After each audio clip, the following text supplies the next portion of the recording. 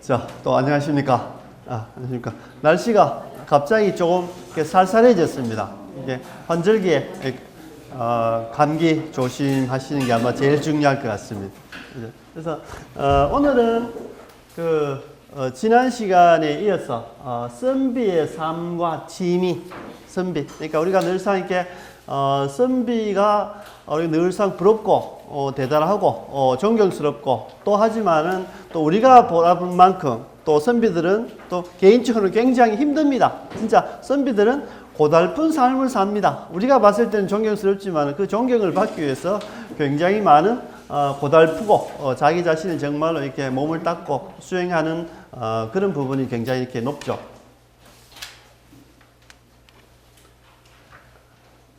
그래서 이제 선비 이렇게 하게 되면은 우리말로 이제 선비를 합니다. 우리말로 선비를 하고 한자어로 표현하게 되면은 선비 사자를 쓰기도 하고 또 선비 유자를 쓰기도 합니다.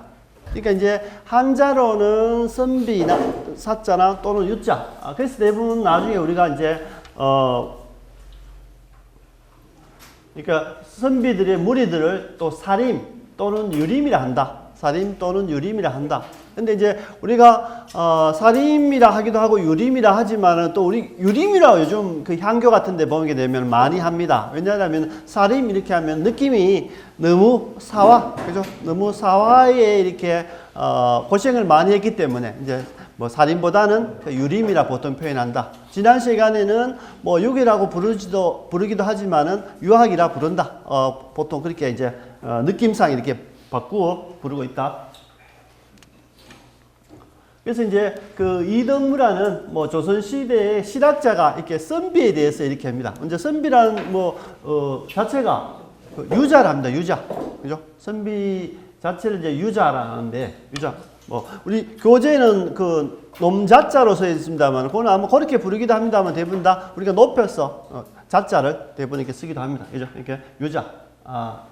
그리고 이 유자는 문인, 글을 잘 알고 있는 사람을 선비를 하진 않습니다. 우리가 뭐 그 시를 잘 짓고 문장을 잘 외우고 이렇게 해서 하는 사람을 우리가 선비를 하지 않다. 그런 사람들을 그냥 이렇게 글을 깨우친 사람, 문인으로 이렇게 범주에 넣지. 그 문인들 중에 정말로 자기 자신을 수행하고 뭡니까? 그 학문을 깊이 그죠? 깨우치고 노력하고 몸을 닦고 이러한 부분들을 대부분 우리가 이제 그 유자, 선비를 하기 때문에 우리가 흔히 뭐냐면은 선비는 문장과 글을 잘 쓴다고 해서 선비가 되는 것은 아니다. 선비가 아니다.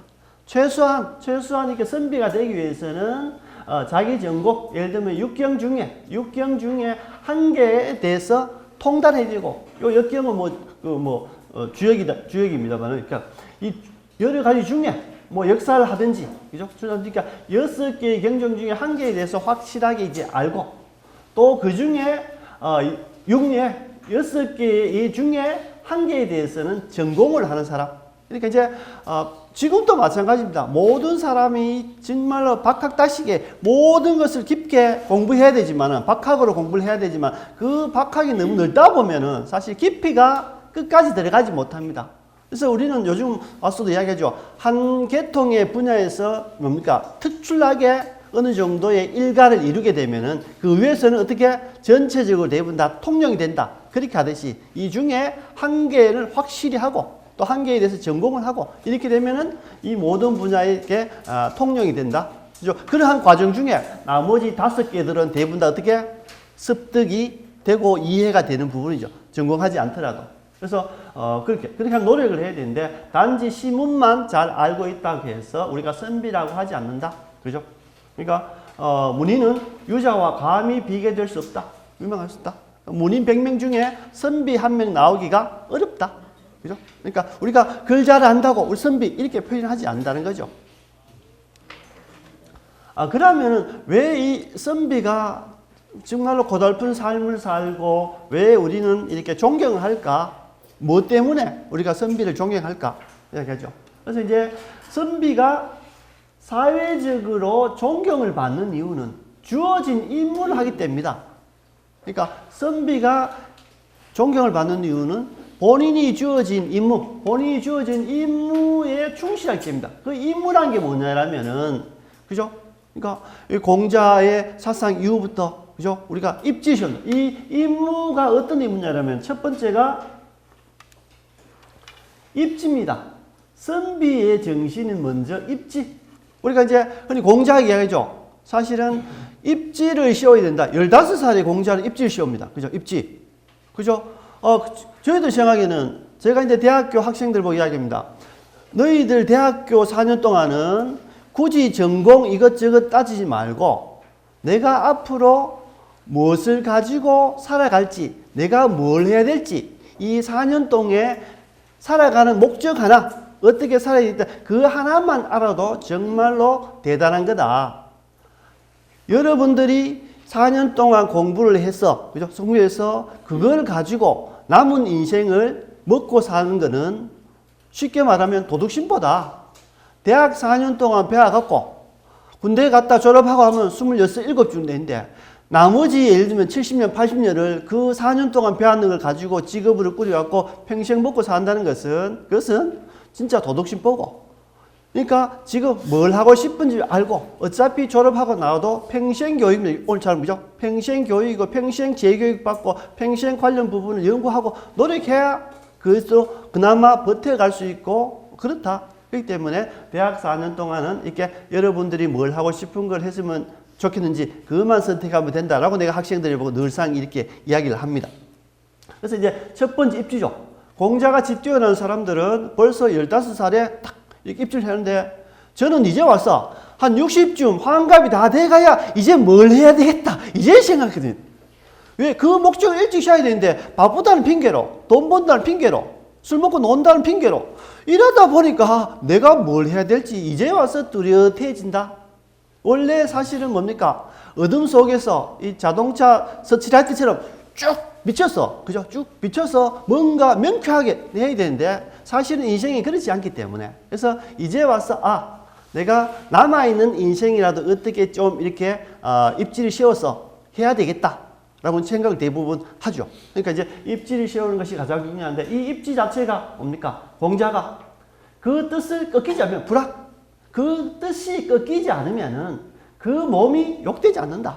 그죠? 그러니까 선비가 입지를 세우는데 그 입지를 그대로 굴복하지 않고 세상 파도에 그죠? 삶의 그 공경함에 그 뜻이 꺾이지 않으면은 그 몸도 욕되지 않기 때문에 우리가 선비를 한다.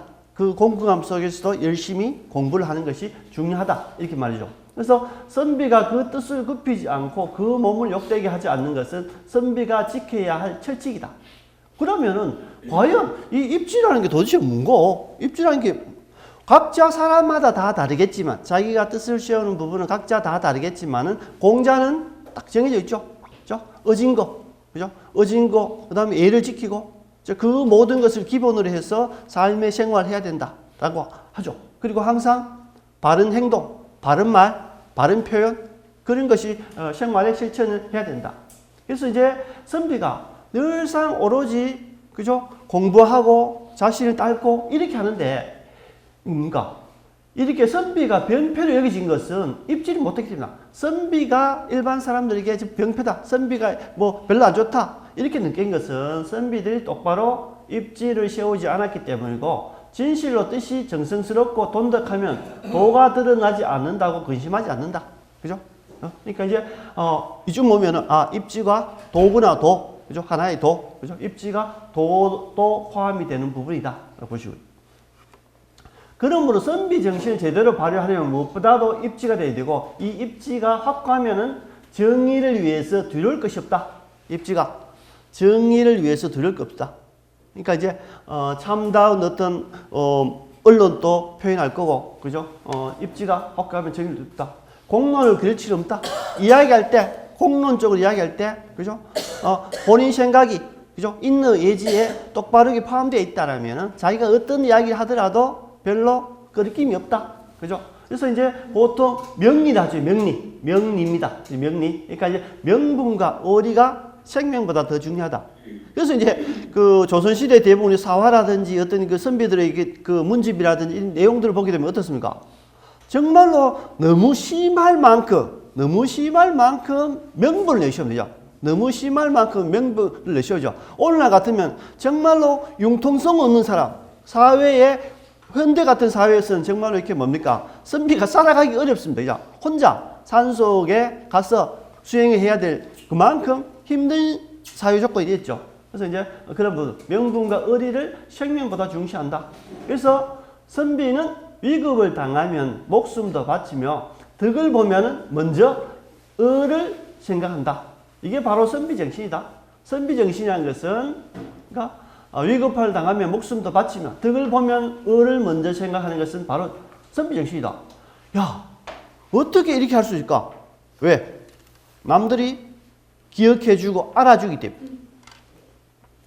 그러니까 이제 그렇게 하기 위해서는 뭡니까? 바른 말, 그죠? 바른 말. 선비는 항상 자기가 수행했던 부분을 바른 말을 해야 되고, 하다가 죽은 사람이 한 명도 없었으면 부끄러운 일이다. 왜냐하면은 연산군 때나 광해군 때나 대부분 사람들 보게 되면은 이렇게 사화가 많이 있는데 정말로 예를 들면은 직관을 했거나 아니면은 왕이 이 직관할 수 있도록 이렇게 직기 바른 말 할 수 있는 기운, 바른 생활할 수 있는 이렇게 기세를 이렇게 키웠다라면은 그죠?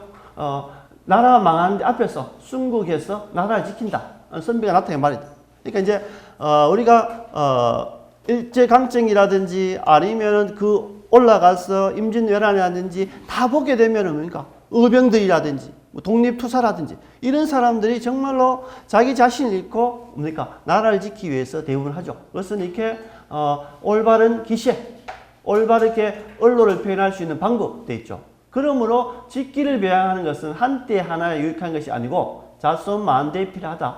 그러니까 조선시대 사람들은 선비들은 내가 자손만대를 유지하려면 좋은 자손만대를 유지하려면 언젠가는 자손만대가 쉽게 어떻습니까? 이어가기가 어렵습니다. 언젠가는 무슨 대 몇 대에 와서 항상 풍파를 겪기 때문에 그렇게 있기 때문에 그것을 극복하기 위해서는 초지일과 직기를 뭡니까? 키우고 직관을 해야 되는 부분이다. 그래서 이제 예를 들면 그렇죠.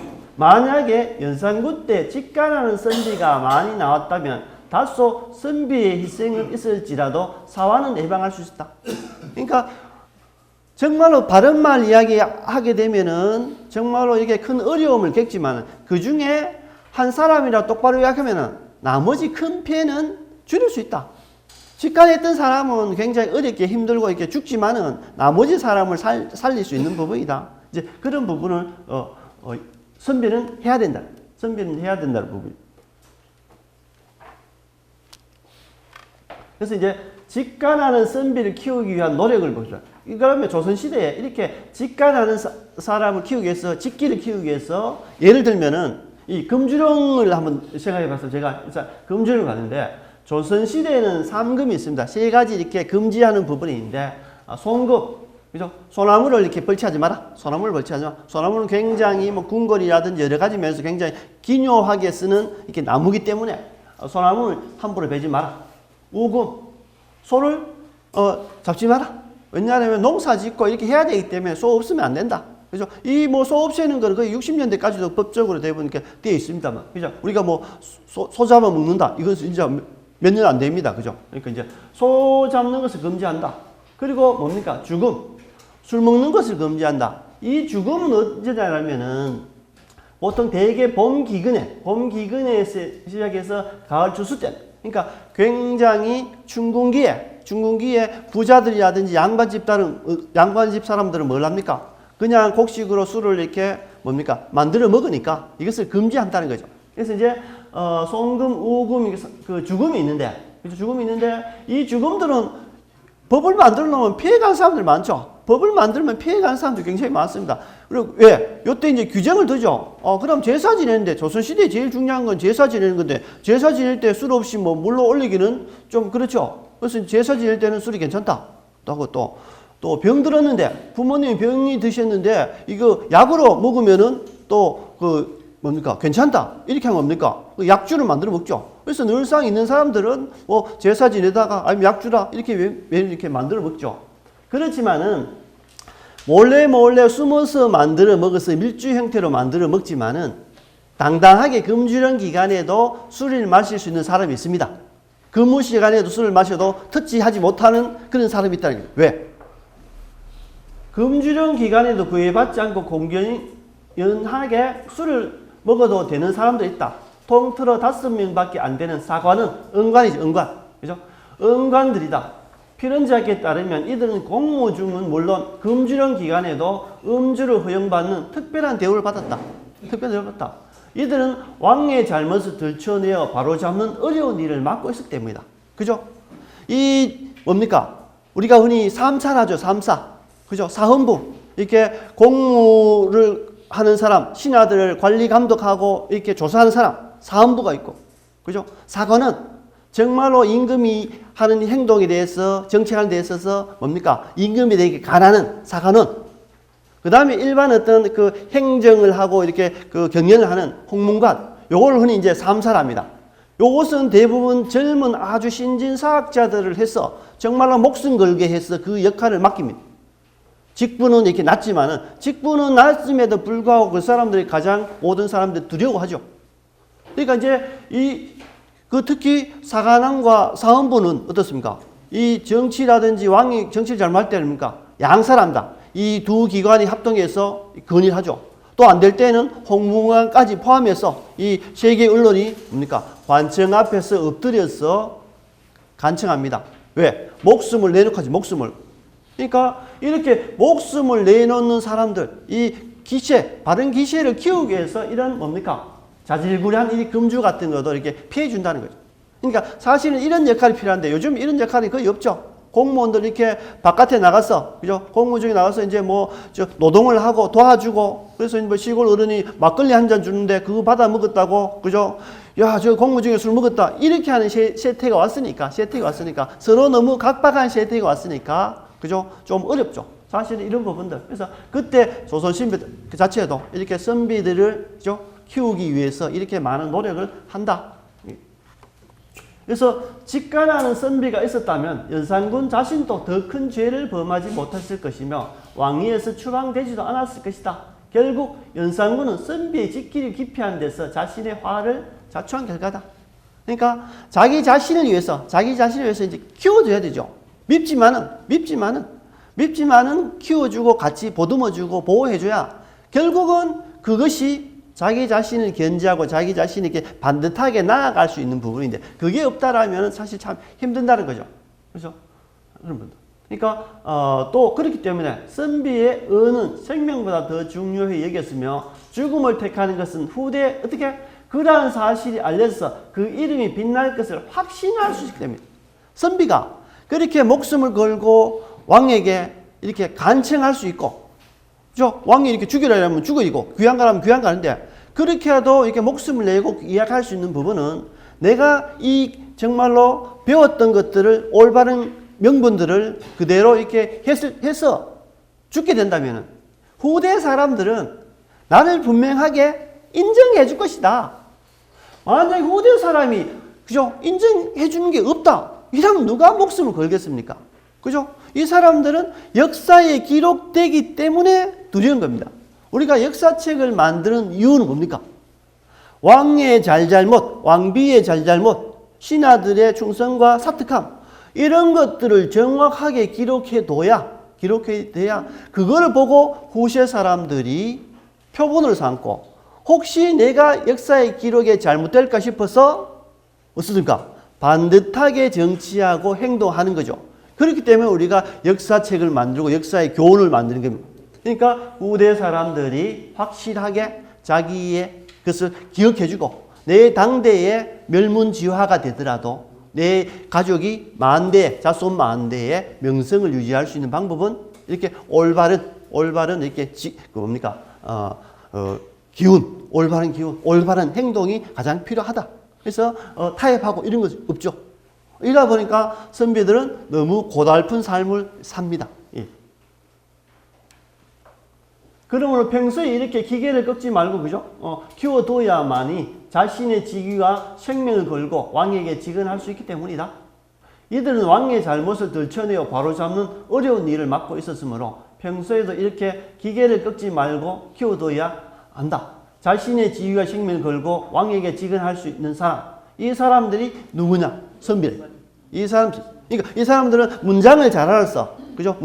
시를 잘 지었어. 이런 사람들이 선비가 아니고 이 뜻을 유지할 수 있는 부분이 선비다. 그러니까 우리가 선비가 어떠한 사람인지를 우리가 이제 대략 감을 잡으셨을 겁니다. 우리 삼국 그 사기에 나오죠. 여기 경주 황성동에 있는 김후직묘랍니다. 김후직묘를 별칭을 우리가 간한다, 진정으로 간한다, 간칭한다 이렇게 해서 간묘로 이렇게 알려져 있습니다. 그래서 왜냐하면은 진평왕 때 왕이 뭡니까? 사냥을 가죠. 사냥 갑니다. 근데 이제 김후직이 이야기하죠. 사냥과 술과 여색은 사람을 미치게 합니다.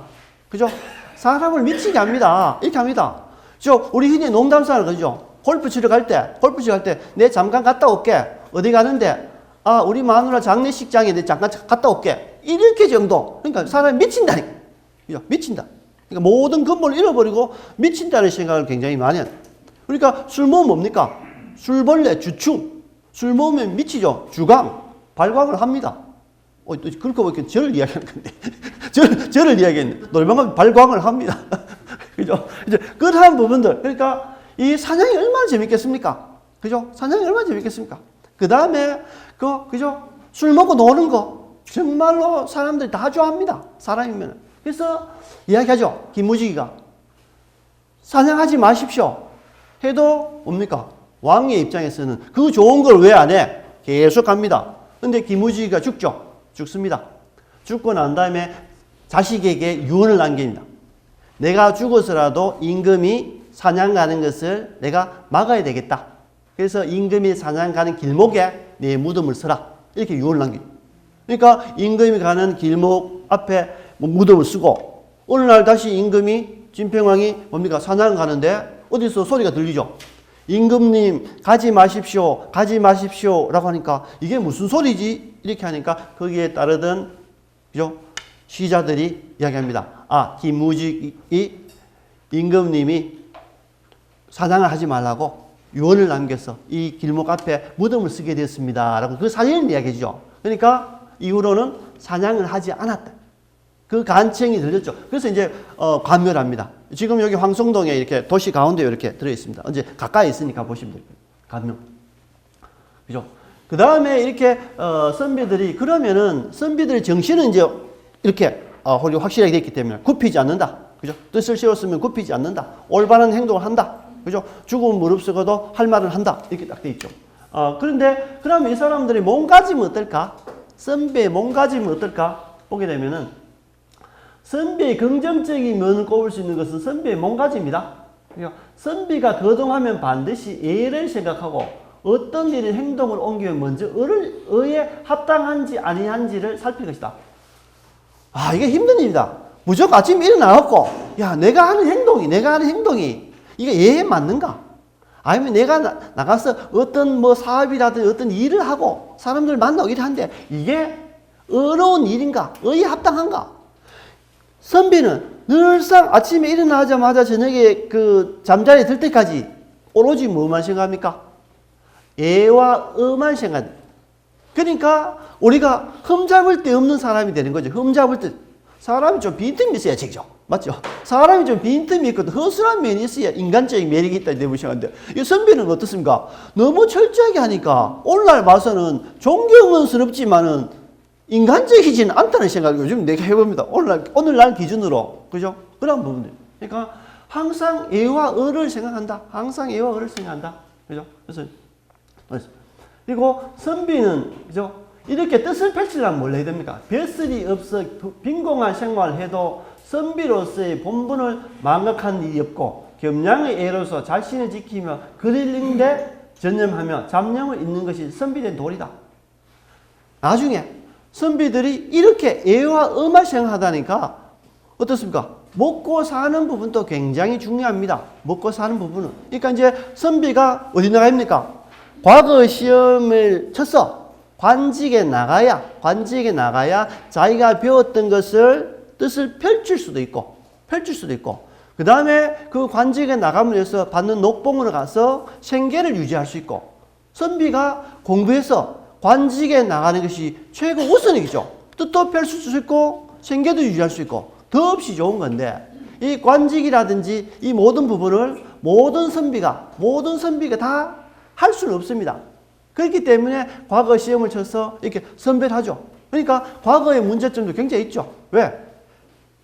가장 사람을 인재를 채용하는 데 있어서 가장 안 좋은 방법 중에 하나가 동일한 문제를 내서 동일하게 시험 쳐서 하는 방법입니다. 그런데 어떻습니까? 개별적으로 예전에는 공부시켜서 굉장히 뛰어난 사람이 있으면은 그 위에 사람인데 뛰어난 사람을 뽑아서 요소의 능력에 따라서 배치해서 이것이 나라의 쓰임새라든지 사회의 쓰임새로 쓰면 제일 좋은데, 이 뽑는 사람이 처음에는 그런 뜻을 갖다가도 나중에 어떻습니까? 결국은 팔이 안으로 굽다 보니까 자기가 필요한 사람 뽑아 쓰다 보니까 이게 다시 더 문제가 되니까, 그러면은 어쩔 수 없이 어떻습니까? 어쩔 수 없이 시험을 치를 수 있는 방법밖에 없습니다. 그러니까 시험으로 동일하게 치다 보니까 시험은 뭡니까? 잘 쓰는 사람, 답안지를 잘 쓰는 사람도 있고 못 쓰는 사람도 있고, 그렇다 해서 그 사람이 학식이 있고 어가 더 높다, 이거를 분별할 수는 없습니다. 어쩔 수 없이 시험을 치다 보니까 아버지가 자식에게 글을 가르쳐서 과거 시험을 하고, 형이 동생에게 공부를 시켜서 시험에 치게 하고, 이렇게 하다 보니까 그 시험 공부만 하다 보니까 뭡니까? 시문집에 시험 문제 나오는 문제만 달달달 외우다 보니까 원래 선비가 닦아야 될 그러한 뭡니까? 공부나 자신에 대한 어떻습니까? 그런 수양들은 점점 떨어진다는 거예요. 이거는 선비 잘못이 아니고 그렇게 교육을 시키는 나라 잘못이죠. 오늘날 학교 교육제도 마찬가지입니다. 대통령만 되면은, 교육부 장관만 되면은 항상 교육제도를 바꿉니다. 왜? 주변에 있는 사람들이 이렇게 낫다고 생각하니까 본인 고집대로 계속해서 바뀌죠. 그럼 결국은 누가 피합니까? 학부모 학생들입니다. 그죠? 그런 부분. 그러니까 그 교육은 100년씩 대결하듯이 정말로 100년 동안 꾸준히 갈 수 있도록 해야 되는데, 이거는 4년, 5년마다 계속 바뀌니까 정말로 이렇게 학생들이 피곤하죠. 그런 부분들. 그래서 이제 선비는 이렇게 빈궁한 생활해도 선비로서의 본분을 망각하는 일이 없어야 된다. 공부해야 된다. 그래서 이야기하죠. 맹자가 이야기하죠. 늘상 이야기합니다. 무항산, 무항신. 먹고 사는 문제가 해결되지 않으면 그 뜻을 유지할 수가 없다. 사람이면은. 그런데 그 뜻을 유지할 수 있는 사람은 누구라 했습니까? 선비밖에 없다. 그죠? 선비밖에 없다. 공공해도 그 뜻을 유지할 수 있는 사람은 뭡니까? 선비밖에 없다라고 합니다. 그러니까 선비가 정말로 이제 힘들고 이렇게 지켜가기 때문에 우리가 존경을 하는 부분입니다. 그 다음에 선비들은 뭡니까? 선비는 말이 적더라도 실행의 여유를 가져야 하며 말만 앞세우고 실천에 옮기지 못하면 선비의 행실이 그르친 것이다. 그러니까 선비가 실천. 배웠으면은 이것을 어떻게 써먹든지 환원해야 되는데, 자기 혼자 가지고 있었을 때는 아니다. 자기 혼자 가지고 있는 것은 어쩔 수 없이 사회에서 어쩔 수 없이 유폐가 되거나 떨어져 나왔을 때, 뜻을 펼치지 못할 때 본인이 해야지. 선비는 배우면은 주변에 교화시키고, 그죠? 널리 알리게 된 것이 선비의 목적이고 중요한 부분이다. 덕목이다. 그래서 뭡니까? 선비는 자기가 말해도 항상 뭡니까? 실행을 해야 되는데, 말만 해서는 되지 않는다. 이게 선비의 가장 중요한 덕목이 실행입니다. 말보다는 실행이래. 그래서 이제 이 덕목은 이야기하죠. 좀 전에 선비의 몸가짐에 대해서 마음 밝기를 거울같이, 그죠? 우리 명경이라죠. 명경처럼, 그죠? 마음 밝기를 거울같이 해야 되고, 몸 규제하기를 먹줄같이 해야 된다. 선생님, 우리 알죠? 젊은 학생들 먹줄이라면 무슨 뜻인지 모릅니다. 예전 우리 나무 쫙 이렇게 깎아서 이렇게 기둥 지을 때 뭡니까? 양쪽에 먹줄에서 탁 당기죠. 딱 이렇게 당기면은 일직선으로 쫙 선이 끕니다. 오늘날처럼, 그죠? 그렇게처럼. 그러니까 흐트름 없이 정확하게, 그죠? 오로지 올곧게, 그죠? 먹줄처럼, 먹줄같이 해야 된다. 행동을 입지를 세웠으면 그 입지 하나만 보고 직선으로 가야 된다. 좌고 우명하지 말고 오로지 그 목적으로 목숨을 걸고 그것을 지켜야 된다. 실행해야 된다. 이렇게 하는 부분이죠. 그래서 이제 몸 규제하기를 먹줄같이 해야 된다 하고 한 말은 선비의 몸가짐이 얼마나 조심스러운가. 힘든다. 아침에 일어나서 애와 어를 생각해야 되고, 그죠? 올곧게 해야 되고, 이것도 실행을 해야 되고, 그죠? 그러다 보니까 먹고 사는 문제는 항상 뒷전에, 그죠? 뒷전에 밀리죠. 특히 선비들은 사육, 그죠? 4가지, 나라를 다스리는데 지켜야 할 4가지 원칙입니다. 4가지 원칙. 그러니까 이것도 사유라 하는데, 이 중에 뭡니까? 예, 염치. 예와 어는 뭡니까? 선비들이 당연히, 왜? 아침부터 일어나서 항상 생각하는 것이 예와 어로 생각하는 거죠. 그러니까 예, 어는 자기가 지켜야 되는 어떤 기본적인 거고, 또 어떤 사람들 예보다도 뭡니까? 더 중요한 것이 염치. 그죠? 겸손하고, 부끄러워하는, 이런 법들. 그죠? 그러니까 사람들은 염치가 중요하다. 염치가 중요하다. 그죠? 뭐, 더 할 나위 없습니다. 그러니까 아마, 염치가 없다면 비루한 사내와 다를 것이 없다. 선비가 염치가 없으면 비루한 일반 사내가 동일하다. 이렇게 보던 표현. 그만큼 중요한 것. 성리, 뭡니까? 왕왕 선비의 청령. 그죠? 청령, 겸손. 이게 청령, 염자와. 그 다음에, 그죠? 청렴해야 된다. 선비는 항상 청렴해야 된다. 그죠? 청렴할 염자입니다. 그러니까, 부끄러울 치자고요. 그래서 이제, 선비의 청렴은 여인의 정결과도 동일시한다. 그죠? 조선시대, 굉장히 또 이렇게, 많은 이제 여인의 또 정결을 이야기 많이 하죠. 그래서 이제 하나의 흠집이 있으면, 하나의 조그마한 흠집이 있으면은 평생 그 흠집 때문에 뭡니까? 종신토록. 진짜 이게 우리가 흔히 뭐 주홍 글씨라 하죠. 그죠? 하나 이렇게 잘못되게 되면 용서해주는 좀 이렇게 너그러운 마음도 있어야 되는데, 한 번 잘못했다고, 그죠? 한 번 잘못했다고 이렇게 하면은 요즘 세상이 안 맞는다. 저는 항상 뭐랍니까? 3번 기회 줘야 된다. 3번 기회 줘야 된다. 요즘은 뭐 여러 가지 해도 3번 기회 안 주고 2번까지는 봐준다. 뭐 이렇게. 그러니까 사실은 자식들 키우기 할 때는 넉넉하게 한 3번 정도까지는, 그죠? 3번 정도까지는 이제 봐주는 우리가 좀 그래 해야 되는데, 예전에는 너무 철저하게 하다 보니까 한 번 잘못되면 그게 뭐 낙인이 찍혀서, 그죠? 흠이 된다. 너무 이렇게 그런 만큼 너무 철저하게, 너무 요즘 같으면 너무 압박받은 이게 생활을 하는 거죠. 그죠? 그런 부분들. 아마 이런 생활들만 했다라면은 아마 조선시대를 상상해보면 어떻겠습니까? 뭐, 사람들이 너무 이렇게 뭡니까? 너무 예절 바르고 너무 해서 사람 사는 뭡니까? 맛이 없지 않을까? 이렇게 좀 뭐 잘못도 하고 뭐 타이기도 하고 해야 되는데 너무 완벽하다. 이게 너무 완벽하다. 그러니까 그렇기 때문에 조선시대도 이렇게 완벽하진 않았습니다. 왜? 선비만 이렇게 완벽하지 나머지는 다 뭡니까? 조선시대도 다 뭐 나쁜 짓 하고 사기꾼도 있고 뭐 고리대금업자도 있고 다 동일합니다. 대신 이제 선비만큼 이렇게 사회 기풍을 이렇게 보통 표현하는 부분이죠. 그래서 선비의 4가지 사유 중에 하나가 이제 대부분 예와 어고 그 다음에 염치다. 그죠? 그러나 선비의 염치만 오늘날도 그죠? 본받아야 할 유산이다. 그죠? 청렴하고 자기 스스로가 항상 부끄러운, 내가 항상 자랑스러운 것이 아니고, 내가 혹시 예에 맞나, 의에 맞나, 다 그렇게 살 수 없기 때문에 항상 내 마음 스스로 조심스럽고, 그죠? 부끄럽고, 이런 마음을 숨겨야 되는데, 사실은 부끄러운 마음을, 그죠? 갖기가 굉장히 어렵습니다. 여기서 약간 벗어난 이야기 하게 되면, 우리가 부처님이 하지 않습니까? 부처님. 왜냐하면은 그 석가모니가 이 설산에서 수행하고 난 다음에 깨달음 얻는 순간에 딱 나타나죠. 어둠 속에서 뭡니까? 이 불빛이 하나 나타나게 되면은 그 어둠이 이렇게 사라지죠. 우리가 어둠 세상에 살아갈 때도 아니면 어두운 길을 걸어갈 때도 저 멀리 불빛 하나만 있으면은 그 불빛을 보고 우리가 찾아가고 마음의 안심을 느낍니다. 어둠 속에서 불 하나만 있으면 마음이 위로 느끼죠. 그러니까 이제 석가모니가 깨달음을 얻으려고 딱 이렇게 뭡니까? 금강보좌에 앉아서 딱 있는데 악마들이 나타나죠. 그죠? 이야기합니다. 왜? 어둠 속에서 악마들의 세계인데 이 성자가 나타나면은 악마들은 사라지기 때문에 그래서 이 성자가 태어나는 것을 방해를 합니다.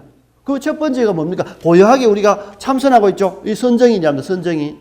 그 다음에 이 선정인 고요하게 참선하고 있는데 방해를 하죠. 방해를 합니다. 왜냐면 당신이 예를 들면은 야 왕자로 태어났는데, 양자로 했는데, 이렇게, 그죠? 가슴에 이렇게 배 골아가면서 너무 이제 가슴배가 앙상하게 나오는 이렇게 고통하고 수행하고 해서 뭐 하겠노? 한평생 사는데 그냥 가서 궁궐에 들어가서 막 왕자답게 뭐 이렇게 신나게 사는 것이 안 좋겠나? 이렇게 유혹을 하죠. 또 가족들 데려와서. 그런데 어떻습니까? 유혹에 넘어가지 않죠. 그러면 가족 관계에서 유혹이 넘어가지 않으면 뭡니까? 나중에 뭡니까? 모이들 데려오고 술 먹이고 돈 주고 이렇게 그 무의들 데려와서 하죠. 근데 결국 뭡니까? 또 거절하죠. 맞아. 그 다음에 또 뭘 합니까? 역시 야 회유도 안 되고 뇌물도 안 먹히고 야 그러면은 뭡니까? 두 번째 위협 무력으로 악마들 나타나서 무기로 위협합니다. 그 무력에도 굴복하지 않으니까 마지막 세 번째 문제를 내죠. 당신이 그 자리에 건강보좌에 앉아서 깨달을 수 있는 사람의 자격이 되는지 안 되는지 증명해라. 이렇게 합니다. 그러니까 모든 사람인 뭡니까? 남들은 몰라도 자기 자신은 알죠. 모든 사람이 속일 수 있어도 자기 자신은 이렇게 속일 수 없습니다. 그래서 마지막에 악마가 부처님에게 얘기했습니다. 증명하시오. 그러니까 이 조용하게 있다가 이렇게 내리면서 이제 손끝을 내립니다. 그래서 손끝으로 이제 땅을 가리켜 대서 이제 항마 촉지인이 합니다. 그러니까 손끝을 가르쳐서 땅에 신이 나타나서 불빛을 광명세계가 나타나니까 악마가 사라졌다. 그래서 이제 이 모습 하면 석가모니의 깨달음 모습을 표현하는데 이제 이러한 부분이죠. 그래서 그런 부분, 자기 자신에게 가장 뭡니까? 잘해야 되고 또 자신을 속일 수 없습니다. 그래서 항상 자기는 부끄러운 마음을 가지는 것이 섭니다. 자기가 부끄러운 행동을 해서 부끄러운 것이 아니고 내가 잘못하게 되면 부끄러움을 가지지 말아야 된다. 부끄러워하는 것이 아니고 내가 부끄러운 행동을 하지 않아야지라고 그런 생각을 갖고 있다는 거죠. 그런 생각이 하기 때문에 항상 뭡니까? 목줄처럼 살아갈 수밖에 없습니다. 그리고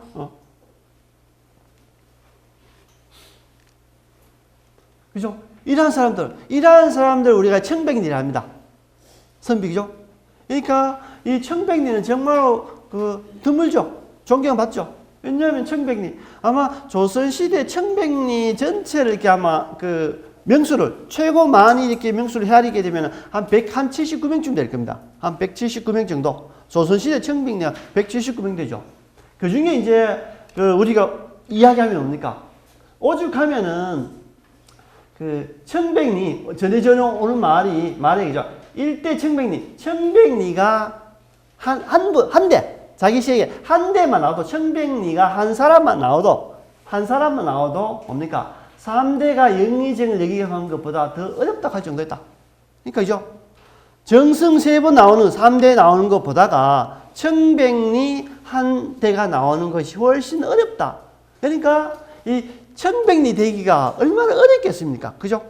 이게 선비만의 전형일 겁니다. 선비 아니고는 청백리가 될 수가 없을 겁니다. 그죠? 여러분. 그래서 이제 가까이 이제 우리 청백리 179명 중에 뭡니까? 경주 부윤으로 왔고, 동네 부사를 왔고, 제주 목사를 거쳤던 이형상이라는 영천 사람이 있습니다. 영천 사람이요. 전주이십니다. 그러니까 아마 179명 중에 청백리가 가장 많이 나온 성씨가 전주이십니다. 아마 7명이 났어요. 7명. 전주이시 중에서, 그런 생각하면, 야, 전주이시면은, 야, 조선에 있죠. 뭐, 그죠? 왕족이기 때문에 더 많이 할 수도 있겠지만, 뭡니까? 일단 전주이시가, 7명 정도가 나왔다는 거죠. 근데 그 부분이 뭡니까?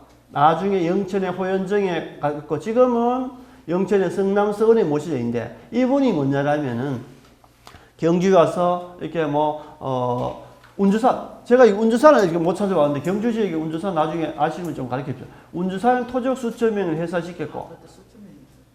네?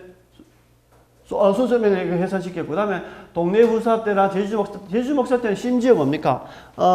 진짜 이게 제주도는 늘상 유배가고 굉장히 뭡니까? 이렇게 버려진 땅으로 인식을 많이 했는데, 이 제주 목사를 갔을 때 굉장히 많은 유교의 행동과 절차나 학생들을 가리키고, 심지어는 뭡니까? 우리 해녀들이 발가벗고 이제 뭡니까? 이렇게 작업하는 것을 이렇게 좀 가리기 위해서, 어복을 만들어서 이렇게, 뭡니까 이렇게 작업할 수 있다.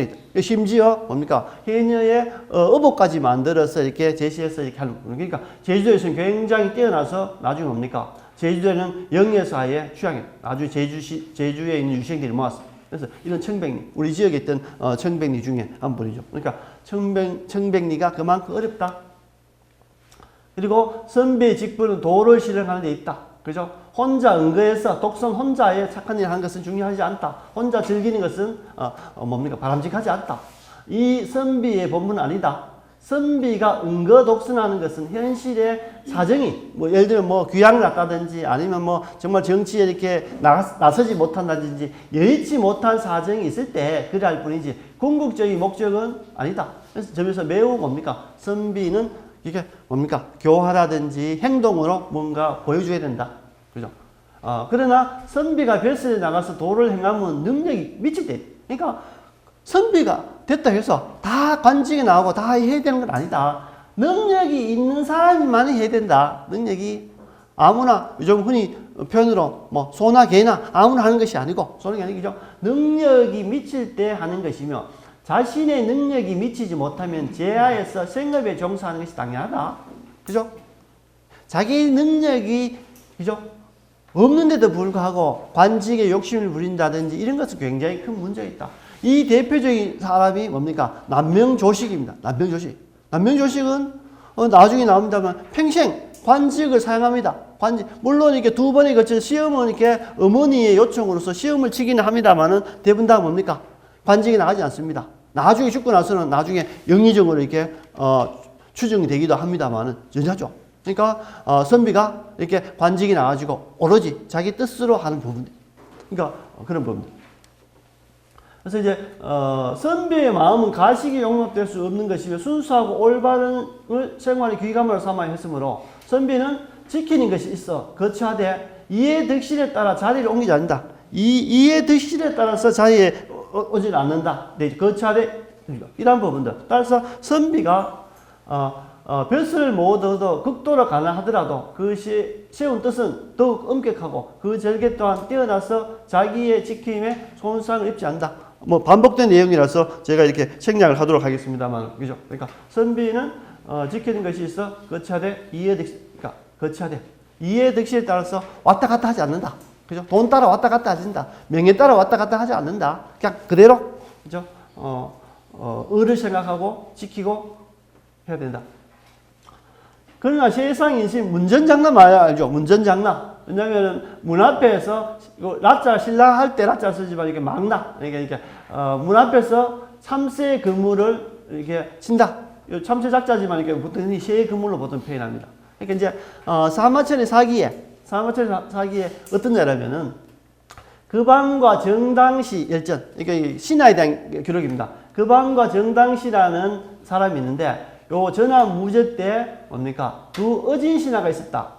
그들은 학문을 좋아하고 어엽심이 강해. 한때는 구경이라는 것은 이렇게 그 삼정성, 조선의 삼정성 밑에 이렇게 9개의 그 높은 관직, 오늘날 같으면 뭐 장관 되겠죠. 이게 영의정 밑에 있는 이렇게 사람들, 최고의 높은 관직에 있는 사람들까지 오른 적도 있지만, 그 밤은 지조가 강하고, 요 그 밤과 정다신데, 그 밤은 지조가 강하고, 직언하기를 좋아하여 매번 무죄와 대신들을 무한하게 했다. 지조 강하고 직언하기 좋아했어.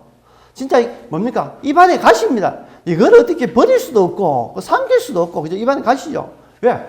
늘상 바른 말을 하니까 무죄와 대신들이 뭐 얼굴을 못 뜨고 무한하다니. 이게 말 잘못했으면은 뭐 어떻게 잘못했으면 뭐 이렇게 뭐 혼내주기를 하는데 바른 말만 이렇게 또박또박 하니까 그렇죠.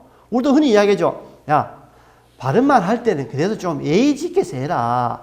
바른 말을 그렇게 어떻게 싸가지 없이 하노. 이렇게 돼가지고. 바른 말 할 때도 이렇게 기분 좋게 좀 이렇게 들어도 안 기분 나빠야 되는데 너무 원칙대로 하니까 매번 무한해졌다. 그러니까 어떻습니까? 기회가 있으면은 뭐 관직을 이렇게 낮추거나 아니면 옆으로 이렇게 뭡니까? 이렇게 빼거나 이렇게 한다는 거죠. 그리고 정당시 같은 사람은 이 사람은 뭔가? 국경까지 굉장히 장관까지 올라왔을 정도로 높은 관직이 올렸으면은 뭡니까? 찾아오는 사람은 지휘 고하를 막론하고 문 앞에서 기다리는 일을 없게 한다. 그리고 복록 따위를 빈객과 잘 나눴다. 어떻습니까?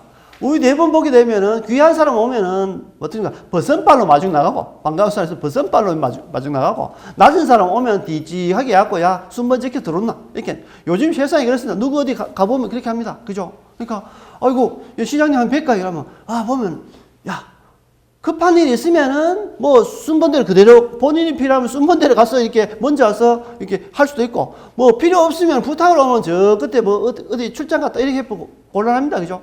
그런 부분들. 그러니까 이제, 그런데 뭡니까? 정당시는 찾아오는 사람이 높고 낮음 관계없이 항상 이렇게 뭡니까? 반겼다고. 빨리빨리 뭡니까? 기다릴 일이 없다. 그래서 복록 따위, 뭐 선물이라든지 아니면 뭐 급여가 나오게 되면 뭡니까? 주변 사람하고 잘 나누었다는 게. 그러니까 얼마나 사람들 좋아하겠습니까? 그죠? 신분이 낮거나 신분이 높거나 관계없이 항상 그 집에 가면 늘상 반겨주고 뭐 있으면 다 나눠주고 그런 사람을 좋아하지 않는 사람이 있겠습니까? 그러니까 집 앞에 뭡니까? 문전성시를 이루는 거죠. 문 앞에 문전성시를 이루는데, 그죠? 이렇게 문전성시를 다 이렇게 뭡니까? 이루는데 어떻게 권력이 떨어지고 돈이 없으면 뭡니까? 사람이 샥 밀물처럼 빠져나가네. 밀물처럼 빠져나가니까 뭡니까? 문 앞에서 정말로 문전성시 이루었는데 결국은 돈 없고 권력 없고 힘 없으니까 뭡니까? 혹시 역적되거나 하면 저 사람은 내하고 관계될까 싶어서 항상 거리를 두고 멀어져 나가네. 그러니까 뭡니까? 싸마차례 사기에 이렇게 씁니다. 정당시와 그래서 그방 같이 이러한 사람도 이런 대접을 받았는데 이게 세상 인심인데 이야기하죠. 그래서 이제 그 하면서 덧대어서 합니다. 하규의 적공은 정의가 되었을 때, 요 정의면은 오늘날 같으면 검사 정도 됩니다. 이제 조사하는, 검사 이렇게 끝발 세다 하죠. 우리가 대부분 이렇게 이야기할 때 이해합니다. 야, 골프 치러 갈 때 하자. 운동할 때 한다. 어깨 힘 좀 빼라. 골프 처음 할 때 어깨 힘 주는 거하고, 초임 검사 어깨 힘 빼는 거고, 제일 힘들다. 그거를 빼야 공도 뜨고, 그죠? 진짜 행정도 바라보고 있는데, 어깨 힘 좀 빼라. 어깨 힘. 알았지? 초임 검사 어깨 힘 주듯이 좀 빼라. 이렇게 보통 표현합니다. 그죠? 그러니까 정의가 되었을 때 빈객들은 문을 가득 메우다가 벼슬에 물러나자 뭡니까? 대문 밖에 참새 잡는 그물을 쳐도 될 정도로 빈객의 발길이 끊겼다. 그죠? 권력가부, 우리나라 흔히 있죠? 뭡니까? 정승집 개가 죽으면은 문상객이 문 앞에 막지만은, 많지만은, 뭡니까? 문이 뭡니까? 너무 좋아갖고, 문이 막 막히는데, 뭡니까? 정승이 죽으면은 이제 끝났다. 뭐 정승하고 내가 관계없으니까 뭐 문상객이 딱 끊긴네. 사실은 죽고 나서 가야 진정한 의리가 되는데 사람은 뭐죠? 이해타산 때문에 어쩔 수 없다. 그래서 선비가 이렇게 이해타산적으로 움직이면 안 된다라고 선비는 그렇게 이야기했죠. 그러니까 이익에 따라서 움직여서는 안 된다라는 부분이요. 그래서 이제 적공은 다음과 같이 하죠. 이렇게 이제 다시 이제 그 명예회복을 하고 다시 원위치에 가니까 첫 번째 그러니까 한 번 죽었다 한 번 사는 거죠. 처음에 관절이 떨어져서 죽었다가 다시 뭡니까 복귀하니까 한 번 살아난 거죠. 그러니까 즉 뭡니까 알았다. 사귀는 것을 알았다. 왜? 사귀는 정리를 알았다. 한 번 죽고 한 번 하니까 사람 사는 정을 알았다. 그죠? 그 다음에 한 번 가난하고 한 번 부자 되니까 즉 사귀는 쇠퇴를 알았다. 사귀는 쇠퇴를 알았다. 또 한 번 귀하고 한 번 천하니까 또 뭡니까? 이게 정의란 것이 어떤 것이 보인다. 그죠? 세상이 보인다. 그죠? 정태부라. 그래서 금왕과 정당시 같은 사도 이와 같이 슬프다. 그죠? 그러니까 이제 선비가 이런 것을 하지 말아야 된다. 선비는 항상 그죠? 예와 의를 하고 이익에 따라서 왔다 갔다 하지 말아야 된다. 이익 있다고 하고 이익 없으면 안 가는. 그러니까 이런 것들은 지금부터 뭡니까? 공자 시대에도 맹자 시대에도 있어 왔다는 거죠. 오늘날 인심이 이런 거는 공자 시대에도 똑같이 있었다는 겁니다. 이게 사람이 살면은 앞으로 2000년 지나도 AI 시대가 와도 분명히 아마 뭡니까? 이런 문제는 발생하리라 생각을 합니다. 그죠? 그래서 가장 대표적인 게 좋아서 당나라 시 중에 하나 이렇게 뽑아왔는데, 이게 장유라는 당나라 우리 신라 시대에 가장 그 당시 중에서 이렇게 모아놓은 것 중에 보면은 장유라는 사람이 이제 장안 우리가 이제 당나라의 장안은 서울을 장안이라 합니다만 이렇게 당나라의 장안은 원래 서안이죠. 시안입니다만 거기에 이제 아마 이렇게 놀러 가거나 아니면 빈객으로 하죠. 빈객이라는 과객으로 갔는데 장안의 주인에게, 요 제목입니다. 장안 주인에게 벽에 붙였다. 그러니까 그 집에 머물던 집에 주인집의 벽면에 이제 글을 쓰게 됩니다. 글을 쓰게 됩니다. 붙어 있는 건지 아마 분명히 아마 장애한 사람이 자기가 머물던 어떤 뭐 그 주인집에 아마 벽에 이렇게 쓰고 나오는데 좀 바로 벽에 썼다 이러면 좀 이렇게 좀 장애한 사람들 좀 이렇게 너무 고지식한 사람이 생각합니다. 뭐냐라면은 세인 결교 수 황금. 세인들은 세상 사람들은 친구를 사귈 때, 친구를 맺을 때, 그죠? 친구를 맺을 때 필요로 한다. 뭐를? 돈을 필요한다. 돈. 사람들은 친구를 사귈 때 뭘 필요하나? 요 동그란 돈을 필요합니다. 그죠? 돈을 필요한다. 그리고 어떻습니까? 요 돈이, 동그란 돈이 부다. 많지 않으면은, 불신, 깊지 않다. 돈 많아야 친구도 깊은데, 돈 적으면은 뭡니까? 사귀는 깊이도 적다. 그죠? 적다. 그 다음에 종령, 연락, 그죠? 잠, 상어. 그러니까, 요 시작에서 끝이, 그러니까, 잠시 서로 뭡니까? 허락한다. 잠시 허락한다. 왜? 관계되는 것에 기쁨을 승낙한다. 그러니까 친구로서 잠시 동안은 친구로서 허락한다. 잠시 동안은 친구로 허락한다. 우리 만나서 관직에 권력의 힘이 있든지 아니면 돈이 있든지 잠시 친구하자. 잠시 친구하는데 뭡니까? 이게 잠시는 뭡니까? 종신. 끝에는 유유. 우리 요즘 이렇게 젊은 학생들이 늘어납니까? 문자 쭉 보내고, 유유, 이렇게, 유유, 크크, 이렇게, 유유, 크크, 이렇게 하는데, 유유는 뭐 여러 가지 의미가 있습니다. 냉정하다, 거대하다, 오늘날 애들 유유 하는 거 비슷합니다. 요즘 애들이 얼마나 잘 쓰는지, 아마 요즘 애들이 그 말을 만들어내는 것이 않고요. 이야기죠. 우리가 삼국사의 같은 데 읽다 보면 참 재밌는 말이 나옵니다. 시건 아주 우리가 왜냐면 평강공주가 아버지에게 얘기합니다. 내가 평강공주가 이야기하죠. 온달, 자꾸 울면은 바보 온달에게 보낸다. 이렇게 했는데, 나중에 자라면서 뭡니까? 16살 때 뭘 하죠? 이렇게 사춘기니까, 아버지가 다른 상부 고시 집안 시집 보내라니까, 하는 말이, 평강공주가 하는 말입니다. 평강왕에게 하는 말입니다. 아니, 일반 사람들도 필부도 뱉은 말을 딱 지키는데, 왕이 뱉은 말을 와 안 지킵니까? 필부도 식은 내 말 와 씹노. 밥 식자에 말씀은 자. 이거 뭡니까? 내 말 씹는다. 요즘 내 말 씹는다. 이렇게 식은. 여기도 내 말 씹노. 요즘 젊은 사람들 그렇게 하죠. 여기도 왜냐? 유유 크크 이렇게 한다는 거죠. 그러니까 이제 종시의 끝에는 뭡니까? 행로심. 길 가는 시 한다. 길 가는 사람 보듯이 한다. 이게 세상에 있습니다. 지금부터 뭡니까? 1300년, 1400년에 당나라 장위가 합니다. 세상 사람들은 돈으로 사귀고 돈이 적으면 그 친구의 깊이가 적고 그래서 끝에 가서는 잠시 이렇게 서로 친구가 되지만 끝에 가서는 길 가는 사람 보듯이 못 본 척하고 냉정하게 본다. 이게 세상의 인심이라는 건데, 그죠? 인심. 그러니까 선비는 어떻게 이런 인심에 따라가서는 되지 않는다. 뭡니까? 여기 보시면은 저기 있습니다. 매월당이 비싸죠? 여기 주대는 쭉이 있습니다. 아마 김신습의 가장 또 이렇게 뛰어난 시 중에 우리가 이렇게 뭡니까? 선비들이 지켜야 될 부분이 있죠. 뭡니까? 여기 그러니까 사청사후입니다. 사청사후 주를 했는데, 이죠? 그러니까 잠깐 맑았다 잠깐 흐리다 다시 비가 오고 하늘의 이치도 이와 같은데 황세정 세상의 인심이면 하물며 어떻게 했는가? 그죠? 세상의 인심이 어떻게 했는가? 그죠? 예하 편식 나를 기리다가도 뭡니까? 돌아서서 나를 뭡니까? 나를 이렇게 헐뜯고 각자 도명이 아니고 도명 각자입니다. 그러니까 나를 이렇게 명예를 피해 도망가더니 명예를 싫어하더니 돌아서서는 명예를 구하고 그죠? 그러니까 그런데 뭡니까? 우리의 유교의 질서라는 것은 우리의 유교의 질서는 뭡니까? 화개화사 춘하관 꽃을 피고 지는 것은 봄은 관여 안 한다. 그죠? 운례, 운거, 삼부제. 아마, 그렇습니다. 그러니까, 산이 있으면 구름이 왔다 가는 건 산이 뭡니까? 움직이지 않고 그냥 그대로 있다. 자연의 순리는 그냥 흘러간다. 오늘 우리가 들어오게 되면서 한 3주 전부터 뭡니까? 나무에 새로운 집에 든 입구에 이렇게, 벚꽃 진강에 꽃이 이렇게 폈습니다. 사실은 이게 뭡니까? 자연이 이친 순리죠. 봄, 여름, 가을, 겨울. 겨울이 오면은 다음에 봄이 와야 되는데, 봄이 와야 되고, 그 다음에 뭡니까? 여름이 지나면 가을이 와야 되는데, 지금 보니까, 그죠? 봄에 피는 꽃이 가을에 피죠. 물론 가을, 국화처럼 가을에 피는 꽃이면 괜찮은데, 봄에 피는 꽃이기 때문에, 봄에 피면은 어떻습니까? 열매를 못 맺는다. 가을에 피면은. 곧 겨울이 오기 때문에. 그죠? 이게 이제 그 순리가 맞지 않다는 거죠. 그래서 우리가 늘상 뭡니까? 유학에서 하는 것이 뭡니까? 장유유서라는 말이 굉장히 많죠. 장유유서. 그죠?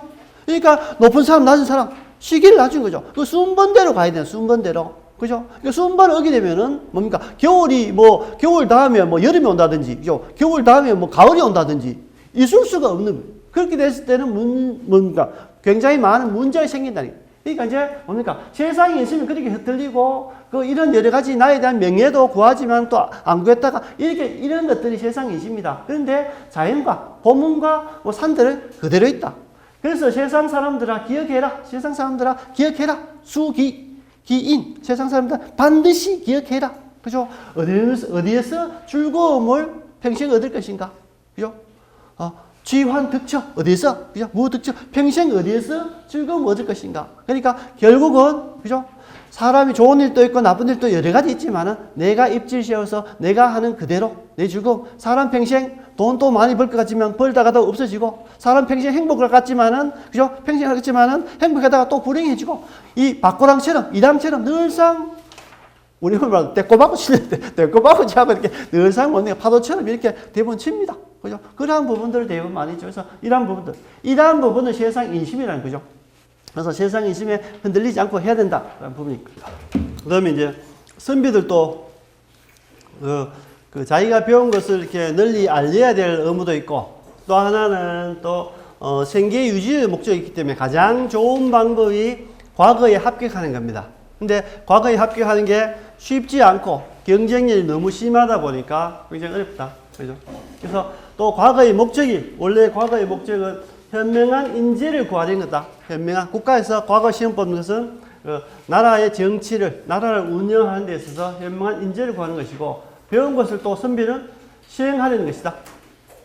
나라에서는 훌륭한 인재를 뽑는 거고, 선비들은 뭡니까? 배운 것을 그대로 이제 실천하는 거고, 그죠? 이 두 가지 목적이 합쳐서 이제 과거 시험에 이르게 됩니다. 여기 이제, 그럼에도, 그죠? 선비의 등용문이 문과에 급제하려면 문장력이 더 소형되어 시문을 가벼이 넘길 수 없다. 야, 그러니까 선비가 이 성리학이라는 거죠. 그것을, 유학을 정말로 공부하는 데 이렇게 관심을 가져야 되는데, 이 공부하는 것과 관계없이 또 시험문은 시험 공부해야 돼. 내 공부는 내 공부대로 하고 또 시험 공부를 해야 되니까 이 양다리를 거치니까 공부하기가 참 어렵죠. 그러니까 아예 막 나는 성리학을 하고 공부 안 하고 난 무조건 뭐 관직에 나가는 시험 공부만 하겠다. 딱 이렇게 선택하면 되는데, 이 선비들은 양심상 또는 그 주변 사람들의 이목상 이게 이러지도 못하고 저러지도 못한. 그래서 나중에 그 율곡이가 선비들에게 뭘 합니다. 그러니까 뭘 한 내용이 나옵니다. 조선초 세종연간에 이미 그 폐단을 지적하며 근년 이래 과거에 응시한 선비가 전적으로 문장이 나타나는 말입니다. 그러니까 문사만을 숭상하고 실학에는 실제 쓰는 학문에는 힘쓰지 않아서 국가가 그것을 걱정한다. 나라에서 걱정한다. 왜냐하면 선비들이 공부는 안 하고 시험 문제만 달달달 공부 외우니까 이게 벌써 나라가 이제 걱정된다는 거예요. 나라에서. 알 수 있듯이 문사에 주안점을 두고 성리학에 힘쓰지 않다 보니 이론에 밝고 덕을 갖춘 선비보다는 경박한 무리들이 조정에 많이 모여들게 됐다. 당시 선비들이 날마다 하는 일은 과거의 과목이 사장이나 외우는 일이며 수기치인의 학문을 하는 선비는 드물었다. 줄어서 인격 형성에 많은 문제점을 안겨주기도 한다. 그죠? 과거의 참뜻은 학덕을 겸비한 선비를 뽑거나 나라가 도움을 받고자 하는 것이다. 과거 시험의 참뜻성이죠.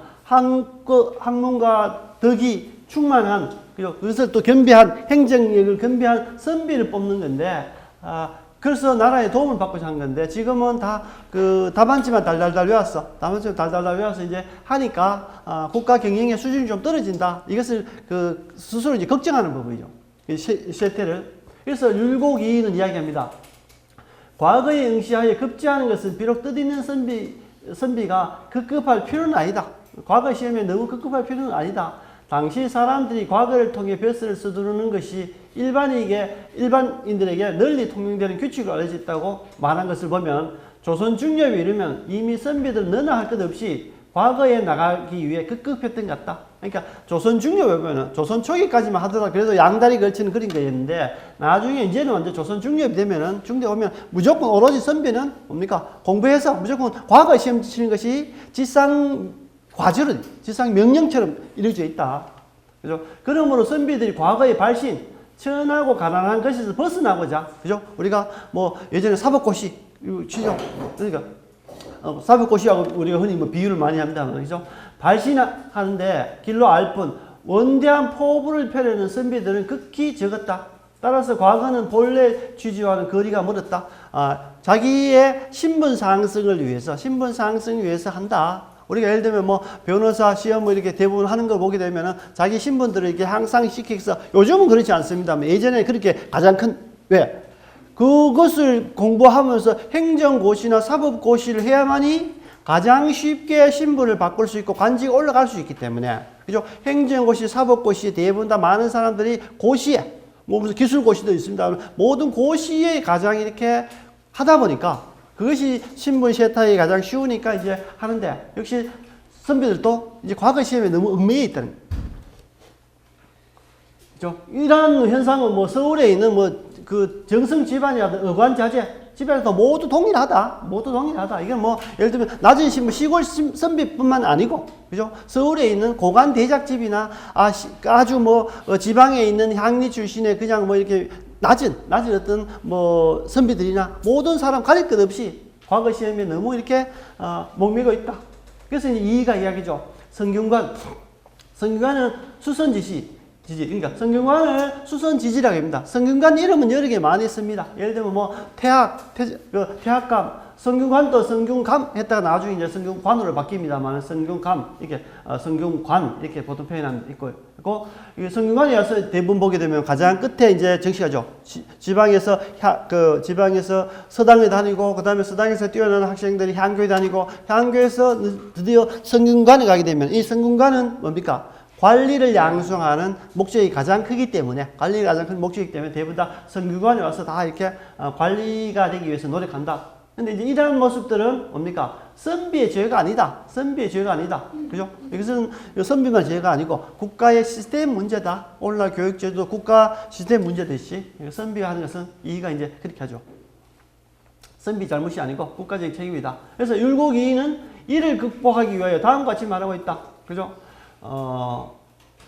과거로 사람을 뽑게 되므로 비록 뛰어난 학문과 절인의 행실이 있어도 과거가 아니면 출세하여도 도를 행할 수 없으므로 아버지가 자식을 가르치고 형이 그 아우에게 권하는 것이 과거 외에는 다른 방법이 없으니 선비의 습속이 버려짐이 이 까닭이다. 그러니까 다른 방법이 없으니까 요 조선시대에는 이 과거 시험 외에는 자기의 가문을 일으키거나 자기가 배웠던 것을 뜻을 펼치거나 아니면 생계를 선비가 유지하거나 이렇게 할 수 있는 것은 오로지 과거 시험 외에는 없다. 그렇다고 해서 농사 짓기도 어렵고 장사하기도 어렵고, 그죠? 신분이 되어 있기 때문에 여러 가지 지상 목표가 과거 시험이 가장 중요하기 때문에 모든 사람들이 뭐 팔수, 구수 아니면 평생 과거 시험을 보러 이렇게 다니게 되는 거죠. 그죠? 과거의 뜻이다. 그래서 좀 넣었습니다. 근데 이제 이야기합니다. 선비들 중에는 자신의 뜻을 도하게 있으니 과거도 가벼이 볼 수 없어서 이럭저럭 양자를 함께 한다는 것이다. 날짜만 소비하게 되어 학문과 과업도 모두 성취하지 못하는 예가하다.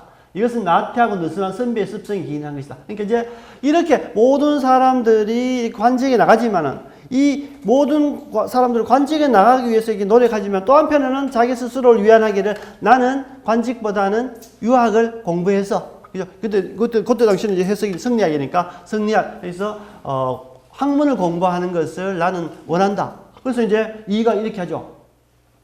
한다. 양다리 걸치고 있으니까 학문을 할 것인가 관직에 나갈 것인가, 사람들 다 선비들 양다리 걸치고 있으니까 이가 이렇게 합니다. 요즘 사람들은 과거에 종사한다고 하면서 공명도 못하고 성리학을 한다고 하면서 실제로 저술도 아니하며 만일 과거를 책임지우면 나는 성리학의 뜻을 두어 여기에 극복할 수 없다고 말하고, 만일 성리학을 책임지우면 나는 과거 관계로 실제로 공부 없다고 하니 이렇게 미루기만 하고 유희 날짜만 보내어 마지막에 과거도 성리학도 모두 성취할 수 없으니 늙어서 뉘우친들 무슨 소용이 있겠는가? 아, 경계할 일이다. 그러니까 이제 학생들이 니 뭐 할래? 저는요 과거 시험을 보겠습니다. 그럼 니는 뭐 할래? 저는 그 공부해서 성리학 공부해서 공부하는 학자로 하겠습니다. 그런데 둘 다 합니다. 저는요 공부도 하고 관직이 나오고 시험 2개 해야 됩니다. 그 2개 그 2개를 다 병합하고 싶습니다. 다 그렇게 이야기를 하는데 이렇게 딱 부러지게 둘둘 이렇게 나누지 않고 하다 보니까 이것도 못하고 저것도 못한다. 그래서 이제 그 한탄하죠. 이가 지적한 대로 당시 성리학이 중시되던 때인 만큼 이 학문은 해야만 사회에 대접받을 수 있어 선비들로 하여금 그대로 넘어갈 수 없겠다. 왜? 뭐 관직에만 나간다 이러면은 또 남들이 뭐라 하니까 난 공부도 합니다. 라고 하는 거죠. 그렇다고 도를 행할 수 있는 유일한 길인 과거인 만큼 더구나 이것 또한 열중하지 않을 수 없으니 그러나 인간에게는 능력이 있는 법인데 공연히 성리학과 과거를 함께 한다고 그들은만 피우다가 성취 못한 예가 많다. 그러니까 세태를 이야기합니다.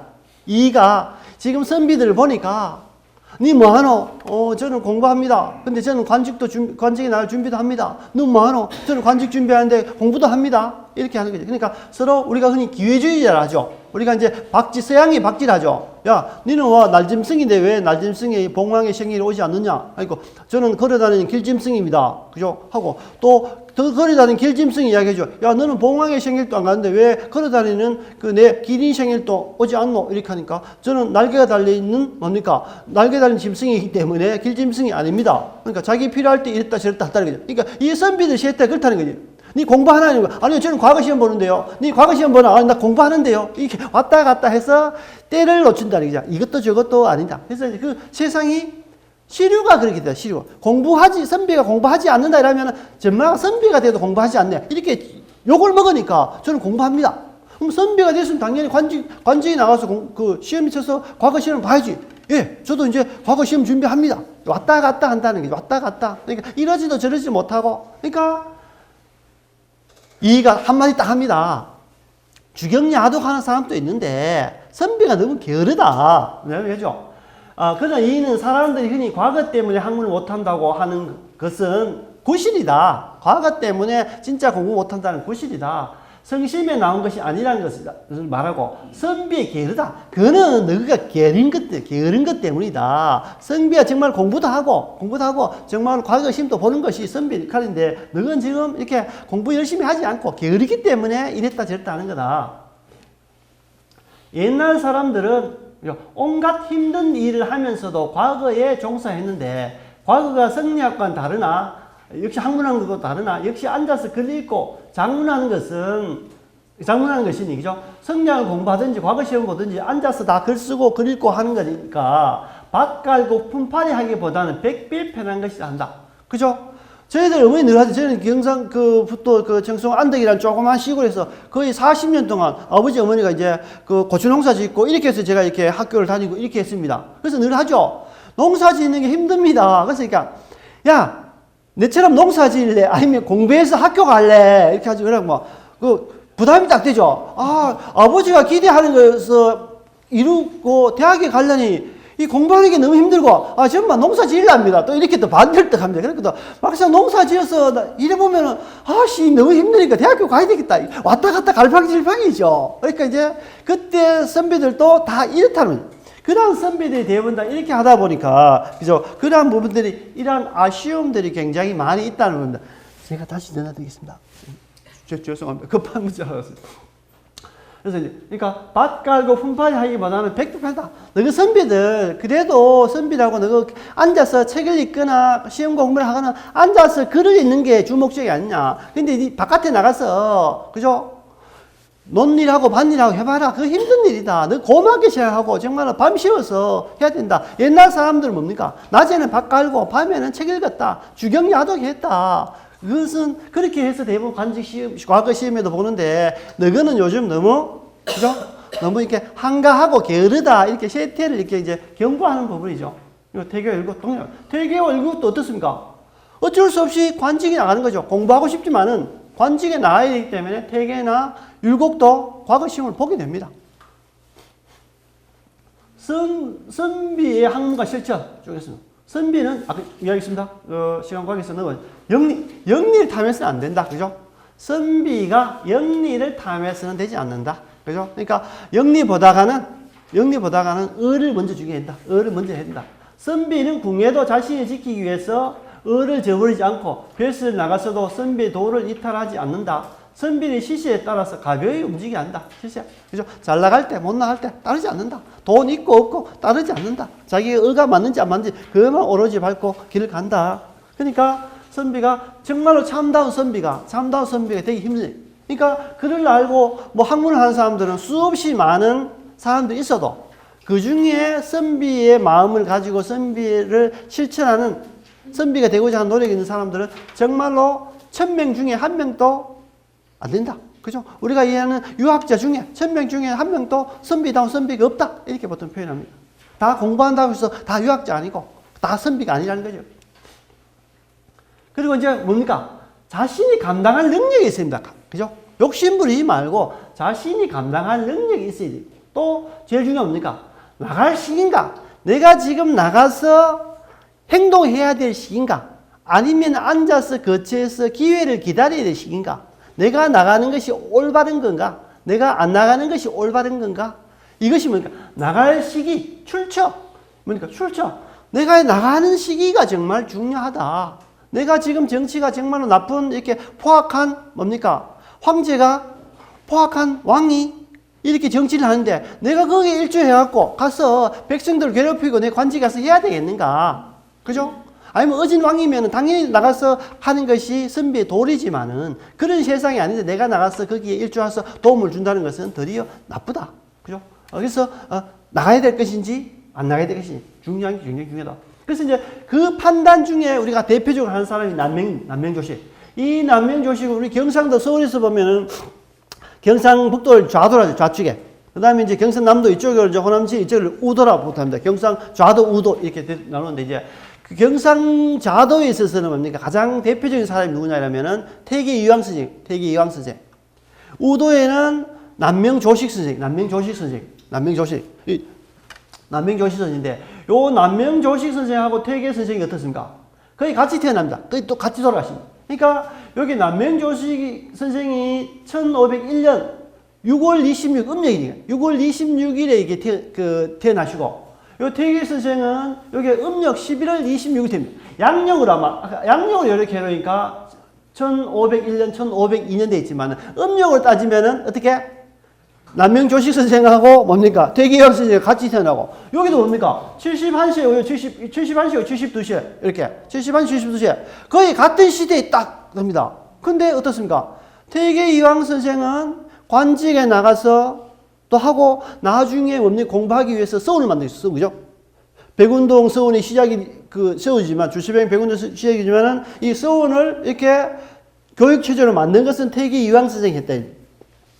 그래서 보니까 같은 시대에 있죠. 양대 산맥이고 그리고 남명조식 선생은 모든 관직 어쩔 수 없이 그죠? 어쩔 수 없이 어머니 부탁으로 요청으로 어쩔 수 없이 과거 시험을 2번 봤지만은 관직에 나오지 않고 항상 이렇게 물리고 그다음에 퇴계 선생도 뭡니까? 남명조식에게 관직을 줘야 됩니다. 그죠? 관직. 그러니까 일단 그죠? 지금 창녕에 이렇게 그 현감으로 이렇게 출전을 하지만 결국 받지 않습니다.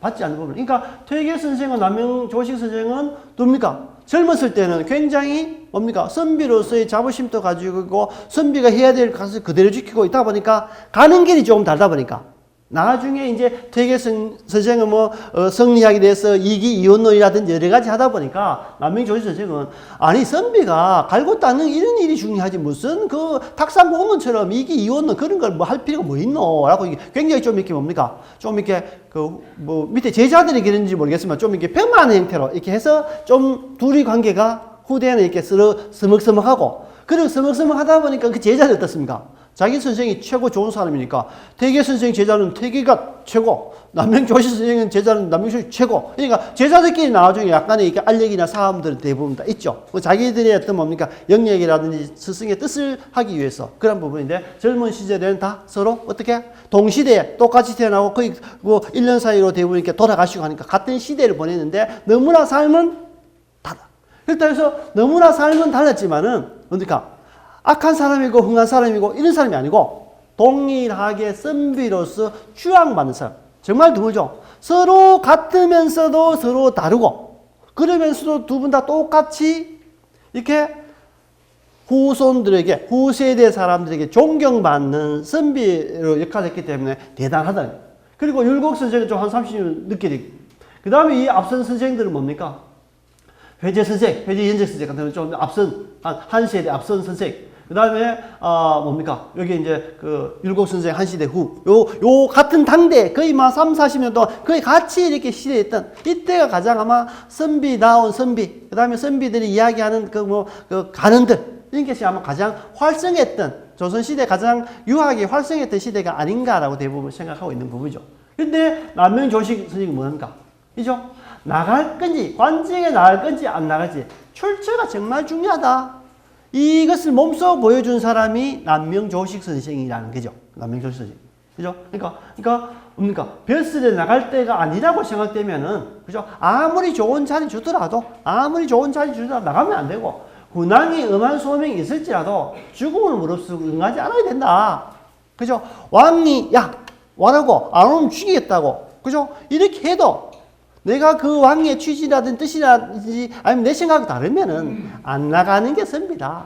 그죠? 안 나가는 선비다. 연산군이나 광해군이나 이런 사람, 야, 네 밑에 와. 줘도 내가 그 사람의 뜻을 따르지 못하기 때문에 안 나가는 거다. 목숨을 걸고. 그래서 내가 나가야 될 때 안 나갈 때는 선비가 정말로 출처가 중요하다고 생각하고 그 출처를 정말로 뭡니까? 사명감 깊게 하는 사람이 남명조식 선생이에요. 언제 한번 가보시면. 그래서 이제 우리가 사실 이제 약간 이제 여유를 여담 있게 합니다. 우리가 늘상 뭐 유적 답사다 그러고 그죠?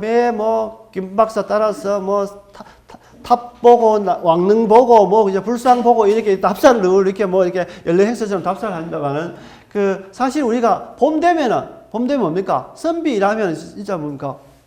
매화 아닙니까? 매화. 그 추운 겨울을 인내하고 나왔던 매화꽃, 그 향기 진한 거. 사실 우리가, 매화, 유명한 매화 많이 있죠. 이렇게 서남사의 그 백매화, 그 다음에 뭡니까? 그 화엄사의 홍매화. 그죠? 이런 거 보면 어떻습니까? 와, 그거 보러 한 번씩 가는데 늘상 뭡니까? 일기예보 이런 게 달라서 우리는 쉽게 못 가니까 스케줄 짜서 한번 가면 어느 해를 가면은 이렇게 봄비가 와서 피지도 않고 어떤 해를 가면 봄비 맞춰서 가다 보면은 활짝 만개하고 을수늘상 이렇게 못 갑니다. 그래서 이제 우리가 언제 한번 내년 봄에 정말로 그 매화답사 이렇게 하루라도 이렇게 가면 정말로 이렇게 그러니까 선생님 개별적으로 내년 2024년은 야 내가 어떤 지역에 매화 답사를 한번 가야지 하면 정말로 좋습니다. 그래서 이렇게 이제 여기가 어딘냐라면은 늘상 여러 번 가도 답사를 여러 번 가지만은 남명조식에 심었던 이 남명조식 선생이 여기에 산청에 들어오면서 이게 조그만 산천제를 지으면서 이게 나무를 이렇게 매화를 심었는데 여기가 450년 전에 그러니까 꽃이 참 이렇게 꽃이 예쁘다 모든 꽃은 예쁘지만은 이게 십적 선생이 심었다니까. 근데 이제 수령을 해보면은 계속 이렇게 이렇게 후대해서 있겠죠. 일단은 심은 지가 450년 됐는데 여기 수명이 450년 된 건 아니고 아마 이렇게 가지쳤어 아마 이렇게 됐을 겁니다. 거기 보면 이제 남명조식이 조그만 집에서 72세까지 살았는데 뭡니까? 61세에 다시 고향으로 왔어. 본래 이제 집이 하고 그다음에 처갓집이 대부분 합천이었는데 나중에 산청이 가깝기 때문에 여기 있으면서 딱 하죠. 그럼 뭡니까? 하면서 이제 그 가정 또 산천제 이렇게 딱 지었습니다. 아주 산천제. 그래서 뭡니까? 봄산 저처에 봄산 아래에서 방초 향기난 풀이 없는 데가 어디노? 봄 되면은 산지 전체에 뭡니까? 여기 없을 묻자지만 없는 곳이 없다는 그러니까 향기 나는 곳이 없는 곳이 없다. 그죠? 없는 곳이 없다. 지혜, 천왕. 그러니까 여기서 딱 보면은 조금 전에 보시면은 이 뒤가 천왕산입니다. 이 뒤에 천왕산.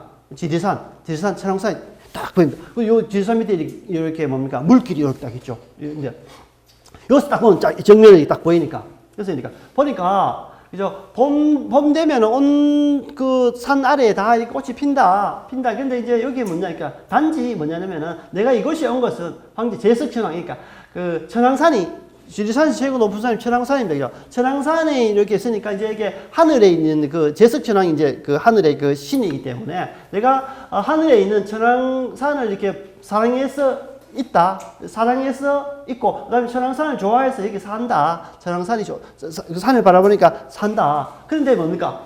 아까 아침에 누가 와서 누구 백수이라던데, 그러니까 퇴직연금 받는 사람이 무슨 백수입니까? 국가에서 돈 받는데. 근데 백수 아니라고 하니까, 네, 안중근 선생님 뭐 이야기했습니다. 그러니까 여기 백수 나온 백수. 그러니까 이제 들어왔더니 고향이 이제 갔죠. 보통 보면 금이 환영해야 되는데, 고향에 가면 진짜 비단 옷 입고 완전히 막 광채 나게 하면, 폼 나게 하면 가야 되는데, 이 선배들은 뭡니까? 관직이 평생 안 나가고, 이제 고향에 가니까 이게 먹고 사는 게 얼마나 힘들겠습니까? 그죠? 그러니까 백수, 그죠? 백수가 이게 백수가 되어서 길이 왔는데, 물처. 그러니까 뭐 먹고 살고, 백수로 이렇게 고향을 되돌았는데 뭐 먹고 살고, 물론 뭐 사람은 돌아갈 때 뭐 빈수레 뭐 와서 빈수레로 갑니다만, 그죠? 뭐 먹고 살고. 근데 여기 보면은, 사실 봅니다. 은하심리 아마 이렇게 아마 이렇게 유연되어 있나 제가 보이지 않습니다만 아마 유연되어 있습니다. 그러니까 은하심리, 그러니까 그 지리산에서 내려오는 여기 앞에 보면 강이요 이렇게 담장 앞에 보면 강이요 이렇게 했으니까 그게 나중에 보면은 끼쭉하게 이랬으니 거예요. 은하수처럼 하늘에 떠 있는 은하수처럼 보이니까 은하수가 힘리끼리 이어져 있으니까 은하수 그 물을 먹고 뭐 살면은 남는다. 그러니까 이제 이 고향에 돌아와서 먹고 살 게 없는데 보니까 지금 천왕산 바라보니까 내 천왕산은 좋아하는데 그 물길이 내려오는 것이 은하 심리끼를 은하수를 먹고 살아도 남는다. 이렇게 이야기하는 부분이죠. 그러니까 이런 부분들. 그러니까 대표적으로 어떤 건물이 가게 되면은 그 사람의 대표적인 시를 대부분 기둥에 새긴다 해서 주련으로 대부분 해놓습니다. 이런 것도 알고 나중에 답사를 가면 재미있습니다. 아니면 요즘 뭐 하도 인터넷이 좋으니까 바로바로 치면은 이렇게 딱 좋습니다. 그렇죠.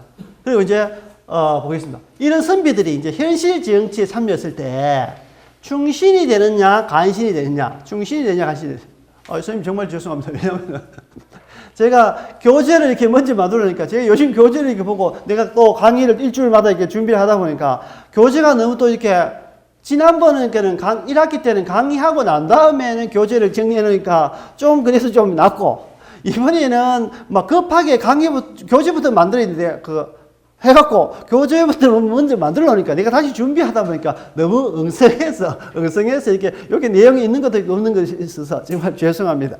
또 나중에 어떻게 정리를 다시 하고 저도 이게 첫 번째 강의 하다 보니까 이게 뭐 중구난방 막 이렇게 합니다. 그죠? 그래서 그런 부분들 그래서 좀 그러니까 이렇게 넘기시는 거 보니까 제가 가슴이 갑자기 뜨끔합니다. 부끄럽습니다. 좀 이렇게 배려를 부탁드리겠습니다. 그래서 이제 그 선비가 이제 정치에 참여합니다. 정치에 참여했을 때 선비가 정치를 참여하는 것은 충신이 되거나 아니면 의리 있는 사람이 되거나 그죠? 아니면 자기가 희생하는 사람이 되거나 뭔가 일반 사람들에게 사표가 되는 본보기가 되는 존경받는 사람이 되어야 되는데 그 관직이라는 것이 어떻습니까? 세상에 우리가 살았던 것처럼 그죠? 그런 시에 살기 때문에 어쩔 수 없이 뭡니까? 악인이 되는 경우도 어쩔 수 없이 악인이 되는 경우도 있고 아니면 스스로 좋아서 악인이 되는 경우도 여러 가지 있다. 그래서 우리가 흔히 구별하게 되면 충신인지 간신인지 딱 그러는데 이 유학자 중에 충신이고 같은 생활하고 같은 과정을 겪었으면서 누구는 어떤 사람은 충신을 하고 어떤 사람은 간신이라 하느냐 보게 되면은 김한노를 한번 보겠습니다. 김한노는 나중에 인터넷 검색에 있으면 굉장히 그 조선시대 간신입니다. 근데 이 김한노라는 사람은 뭡니까? 엄청나게 뛰어난 뭡니까? 문장력을 가지고 있습니다. 문장력. 그러니까 저는 예전에 뭡니까? 지금 통도사 있을 때 한 30년 전인가 저는 이렇게 거기에 통도사 이렇게 박물관 만들기 전에 돌아가셨던 범마스님하고 이렇게 일 도와준다고 이렇게 절에 들락날락 이렇게 했던 적이 있는데 그때 딱 하니까 통도사 박물관 지금 딱 들어가게 되면 통도사 박물관 전에 이렇게 요즘 이렇게 물건 판매하는 거기 딱 보니까 이완용 서의 작품이 들었어요. 이완용. 그러니까 우리가 일제강점기 전에 나라 팔아먹었던 이완용이었는데, 그 이완용이 맞습니까? 그 이완용이. 근데 이완용이 이렇게 글씨를 잘 씁니까? 아주 명필로 그 전체 남겨져 있던 이완용 글씨체를 갖고 전시를 이렇게 합니다. 그러니까, 와, 정말 이 글씨만 보면은 진짜 이완용이가, 그죠? 자기의 길을 선택만 잘했으면 정말 두고 요가 먹고 정말 이렇게 명필로 명문장으로 이렇게 뛰어날 건데 그런 생각 제가 느낀 적이 있어요. 근데 이제 김한노를 보니까, 김한노. 어떤 자라면은, 정승 신분으로, 그죠? 삼정승입니다. 정승들이 된다는 것은 학문이 뛰어난 사람이 정승이 되기보다는, 어떻습니까? 행정이 뛰어난 사람, 정치를 잘하는 사람이 대부분 정승이 되죠. 정승. 근데 이제 그 정승이 겸직할 수 있는 것들이 뭡니까? 대지학 직책 겸직. 그러니까 뭡니까? 유학의 학문에 가장 뛰어난 사람, 대지학을 뭡니까? 겸임한다. 최고의 겸임. 그러니까 정승이 대지학을 겸임한 것은 조선 500년 역사에 몇 명 안 됩니다. 그만큼 뛰어난 김한노가 왜 간신이라 됐을까? 김한노라는 인물에 대한 역사 평가를 제외하고 그의 작품에 대한 평가만 한다면 그는 매우 뛰어난 문사입니다. 그러니까 이 사람의 행동을 빼고 글이나 문학이라도 이런 면만 따진다라면은 그는 매우 뛰어난 문사로 평가된다. 그러므로 그는 조선 500년 통틀어 몇 안 되는 큰 인물이 될 수 있다. 그죠? 진짜 조선 500년 동안 아주 독보적으로 5손가락 안에 들 수 있을 만큼의 그만큼 뛰어난 사람이다. 그죠? 그죠? 근데 김한노의 문집 후세 사람들에게 버림받았지만 왜? 역적이기 때문에 버림받죠. 그가 쓴 용천당적기는 널 잃겠다. 이 책은 일종의 야사인데 1525년 남건에게 축출당해 경기도 풍덕에서 유배 생활을 하면서 권토중례를 꿈꿀 때 쓴 것이다. 권토중례. 그죠? 정말로 흙먼지를 일으키면서 다시 복귀하려고 노력하죠. 다시 복귀합니다. 그죠? 근데 나중에 뭡니까? 그래서 이 책들을 읽어보게 되면은 이 책을 읽고 저자를 군자라고 생각하지 않는 사람이 없다. 이 김한로가 쓰는 책들 읽어보면은 이 사람이 어떤 사람 객관적으로 이 사람은 역사적으로 관심이 이런 생각들 전혀 접고 그 책만 보면은 이 사람 작자는 분명히 군자일 것이다.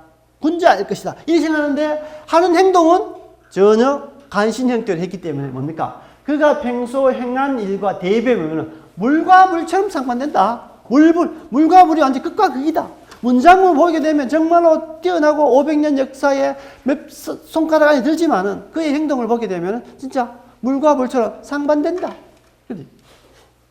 거기에 비해서 이 김한노는 뭡니까? 김한노도 역시 정승의 권력을 가지고 있다가 나중에 뭡니까? 역적으로 목이 잘려 죽습니다. 역사에 역적으로 남아있습니다. 근데 유몽인 역시 뭡니까? 나중에 역적으로 목이 잘려서 죽습니다. 그런데 어떻게? 후대는 충신을 지른다. 누구나 다 역적으로 몰려서 죽었음에도 불구하고 어떤 사람은 김한노는 간신으로 기록되어 있고 유몽인은 충신으로 되어 있고 그러니까 그에 대한 행동, 선비의 행동이 어떤가에 따라서 하는 부분인데 쭉 되어 있어요. 그러니까 유몽인 보시면 그러니까 어의 아담을 지었다. 그 다음에 그러니까 선조가 광해군에게 이 유몽인이 뭐냐면 유몽인을 모셨던 사람은 광해군입니다. 우리가 조선시대 연산군, 광해군, 이게 좀 이렇게, 악행에서 이렇게 왕의 지위에서 이제 떨어져 있죠. 그래서 이제 유몽인은 광해군을 어렸을 때부터, 세자 때부터 계속 모셔져 있었기 때문에 어쩔 수 없이 이제 뭡니까? 이렇게 선조 광해군에게 뭡니까? 호위 위성세력이라서 이제 보호해주는 어렸을 때부터 했기 때문에 위성세력입니다. 근데 나중에 이제 그 중종 반정이 일어나면서 뭡니까? 광해군이 없으니까 이 광해군을 모셨던 사람들 다 어떻습니까? 숙청됩니다. 그죠? 이런 쭉 됐습니다. 광해군 3월에 임진왜란 때 세자인 광해군을 보호하고 따랐다는 공로가 인정되어 위성공신 3등을 내린 상문교수가 있다. 이게 이제 위성공신이 공신노임, 그러니까 유몽인의 공신노임을 받았다는 겁니다. 그래서 이제 우리가 그 선비 유몽인을 하는 이유는 그럼에도 불구하고 동일하게 김한노와 동일하지만 우리가 선비 유몽인이라고 이야기하는 이유는 김한노처럼 고위 관료를 지내다 역적으로 몰려 처형된 인물이다. 그는 역적이라 해도 처형된 인물이지만 후시에서 널리 존경을 받았다. 유몽인은 인조 반정, 그죠? 광해군 폐질 때 지지하지 않은 탓에 벼슬 놓고 방랑할 때 금강산 한절에서 과부의 노래를 과부사를 지었다. 여기 이제 그 다운 내용입니다. 과부의 노래, 중국의 과부의 노래를 이제 따온 건데, 뭐냐면은, 인조 반정, 조금 전에 무슨 반정이었나 착각한데, 요 인조 반정 때 뭐냐면은, 이제 다, 광해군을 모셨던 사람들 다 이제 숙청하죠. 진짜 피반을 봅니다. 요즘 정치도 똑같습니다. 상대방이 누가 정권 잡으면 막 그 남아있는 그 전 정권이라든지 상대방 정권 완전히 막 멸종시키듯이 다 이렇게 제거하고 이렇게 대부분 하죠. 사실 좀 이렇게 큰 머리 대표적인 사람만 이렇게 제거하고 나머지 그대로 살려두고 해야 되는데 서로 이렇게 멸종하다 보니까 인재들이 점점 없어지죠. 그래서 이제 여기 이제 인조 반정에 이제 광해군을 모셨기 때문에 뭐냐면은 하죠. 그러니까 조사를 받죠. 아들이 뭡니까? 이 광해군을 세우기 위해서 가담하다 보니까 아들 때문에 연좌제로 해서 이제 유목민이 반역을 일으키지 않았음에도 불구하고 아들이 했기 때문에 그때 당시 다 연좌제죠. 아버지가 하면 자식이 딸리고 자식이 하면 아버지가 딸리기 때문에 굳이 변명하지 않습니다. 아들 때문에 내가 죽겠구나 라고 변명하지 않고 그대로 하죠. 그 대신 이제 조사실에 불려가서 사헌부에 불려가서 이제 하니까 구구절절하게 이야기하지 않고 씨앗을 따갖고 끝냅니다. 아주 뭐냐면은 70 먹은 늙은 과부 규방을 지키며 단아하게 사는데 70 먹은 이제 자기 나이가 이제 유목민이기 때문에 자기 이야기하는 거죠. 근데 사람들이 계가를 권한다. 왜? 지금 이제 뭔가 광해군으로 바뀌었으니까 다시 시집 가라. 이제 다시 이렇게 이제 사람들이 계가를 권하면 무궁화처럼 멋진 남자를 소개했네. 이제 광해군 인조를 이렇게 소개한 겁니다. 소개하죠. 그러니까 여사의 시를 제법 배웠고 어진 여인들의 가르침을 배운 몸이 쭉 내가 유학이라든 여러 가지 모든 것에서 배운 몸이 지금 와서 내가 뭡니까? 인조에게 아이고 내 잘못했습니다. 저를 써주십시오. 제가 반성하겠습니다. 이렇게 못한다는 거지. 그래서 뭐냐면 백발의 젊은 티를 낸다면 분가루가 부끄럽지 않겠어. 내가 평생 이렇게 살아왔고 내가 좌도 우도 뭡니까 하지 않고 내 뜻대로 살아왔고 내 나름대로 규정왔는데 지금 와서 변절해라. 지금 와서 인조에게 항복하고 투항해라. 이렇게 한들 내 목숨 살고 뭡니까? 내가 이렇게 잘 먹고 잘 살 수 있고, 내 자식도 살릴 수 있지만은, 선비로서 내가 그렇게 할 수 없다. 선비를 그렇게 할 수 없다. 내가 지금 와서 어떻게 변절하노? 그죠? 변절하노? 이 나이에, 그죠? 그러니까 뭐시죠? 백발의 젊은 티를 낸다면, 분가루가 부끄럽지 않겠나? 이렇게 하니까, 어떻습니까? 상대방에 있던 수용하는 사람들, 얘가 변절하거나, 아니면 인조에게 이렇게, 수긍하는, 그렇지 않겠구나라고 해서 뭡니까? 그냥 이렇게 죽으면 형장의 죽음을 사라져. 그래서 이제 뭡니까? 유멍이는 이제 주장할 때 하죠. 그러니까 유멍이는 광해군 때 있어서 높은 관직에 있었지만은 광해군에 아부하거나 이렇게 하지 않고 할 말 그대로 했고 또 다른 왕에 대해서도 폄하하지 않았고, 그죠? 그런 법이죠. 그러니까 유멍이는 높은 관직에 올랐음에도 불구하고, 그죠? 하고 송내를 반정 대신들을 모를 리 없었다. 그래서 이제 김만도와 유멍이는 이런 사람이다. 그죠? 이렇게 나머지는 또 생략을 하도록 하겠습니다. 그래서 유목민은 편을 가른 직거리가 행행하는 세상에서 어느 집단에도 속하지 않고 자신의 소신대로 살아가겠다는 의지를 과감히 밝혔다. 어떤 집단? 사실은 우리가 집단에 어떤 양쪽이 특히 흑백으로 이렇게 갈려졌을 때 어느 게 흑이고 어느 게 백인지는 모르겠지만 그 흑백으로 나누어졌던 시대에 한쪽에 뭡니까? 소속되지 않으면 흑이든 백이든지 한쪽에 가입되지 않으면 소속되지 않으면은 살아남기가 굉장히 어렵죠. 왜? 가운데 있는 사람은 제일 먼저 죽이니까. 가운데 있는 사람은 회식 분자가 제일 먼저 이렇게 죽게 되니까. 그래서 이제 그러심에도 불구하고 유명해는 이쪽 저쪽 하지 않고 가운데 이렇게 지켰다. 소신대로 살아갔다. 그러나 어떻습니까? 정치파는 그런 강직한 외톨이를 가만두지 않는다. 그죠?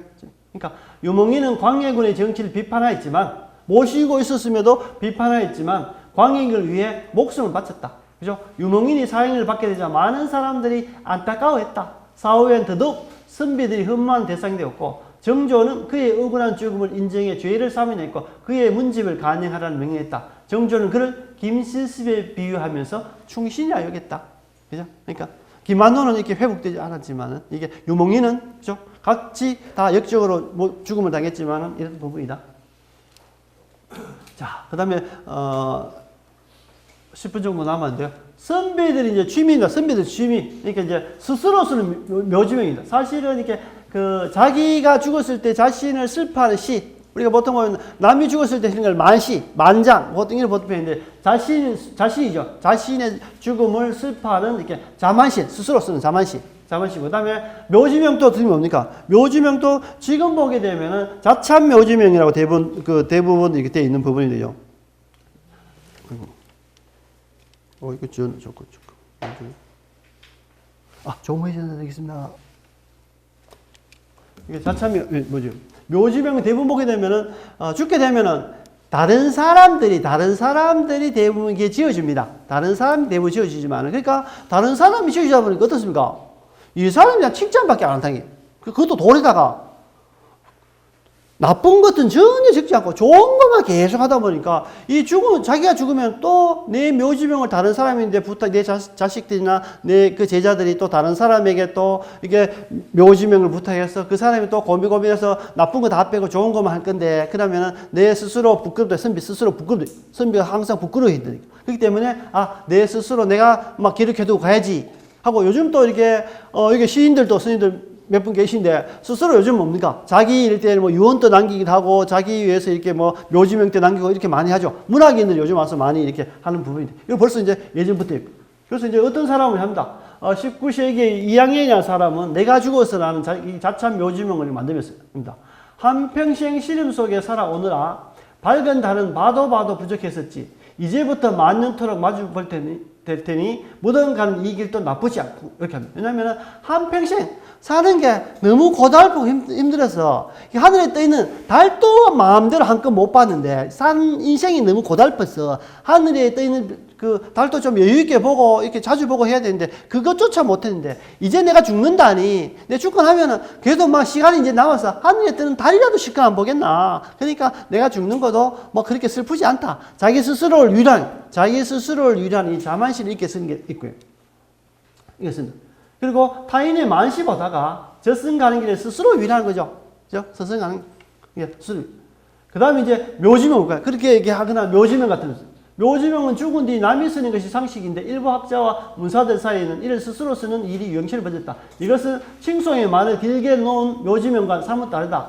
자참 묘지명은 죽음에 직면한 남의 시선을 빌려 자신의 인생을 돌아보는 것이다. 자참 묘지명은 자기가 객관화시켰어.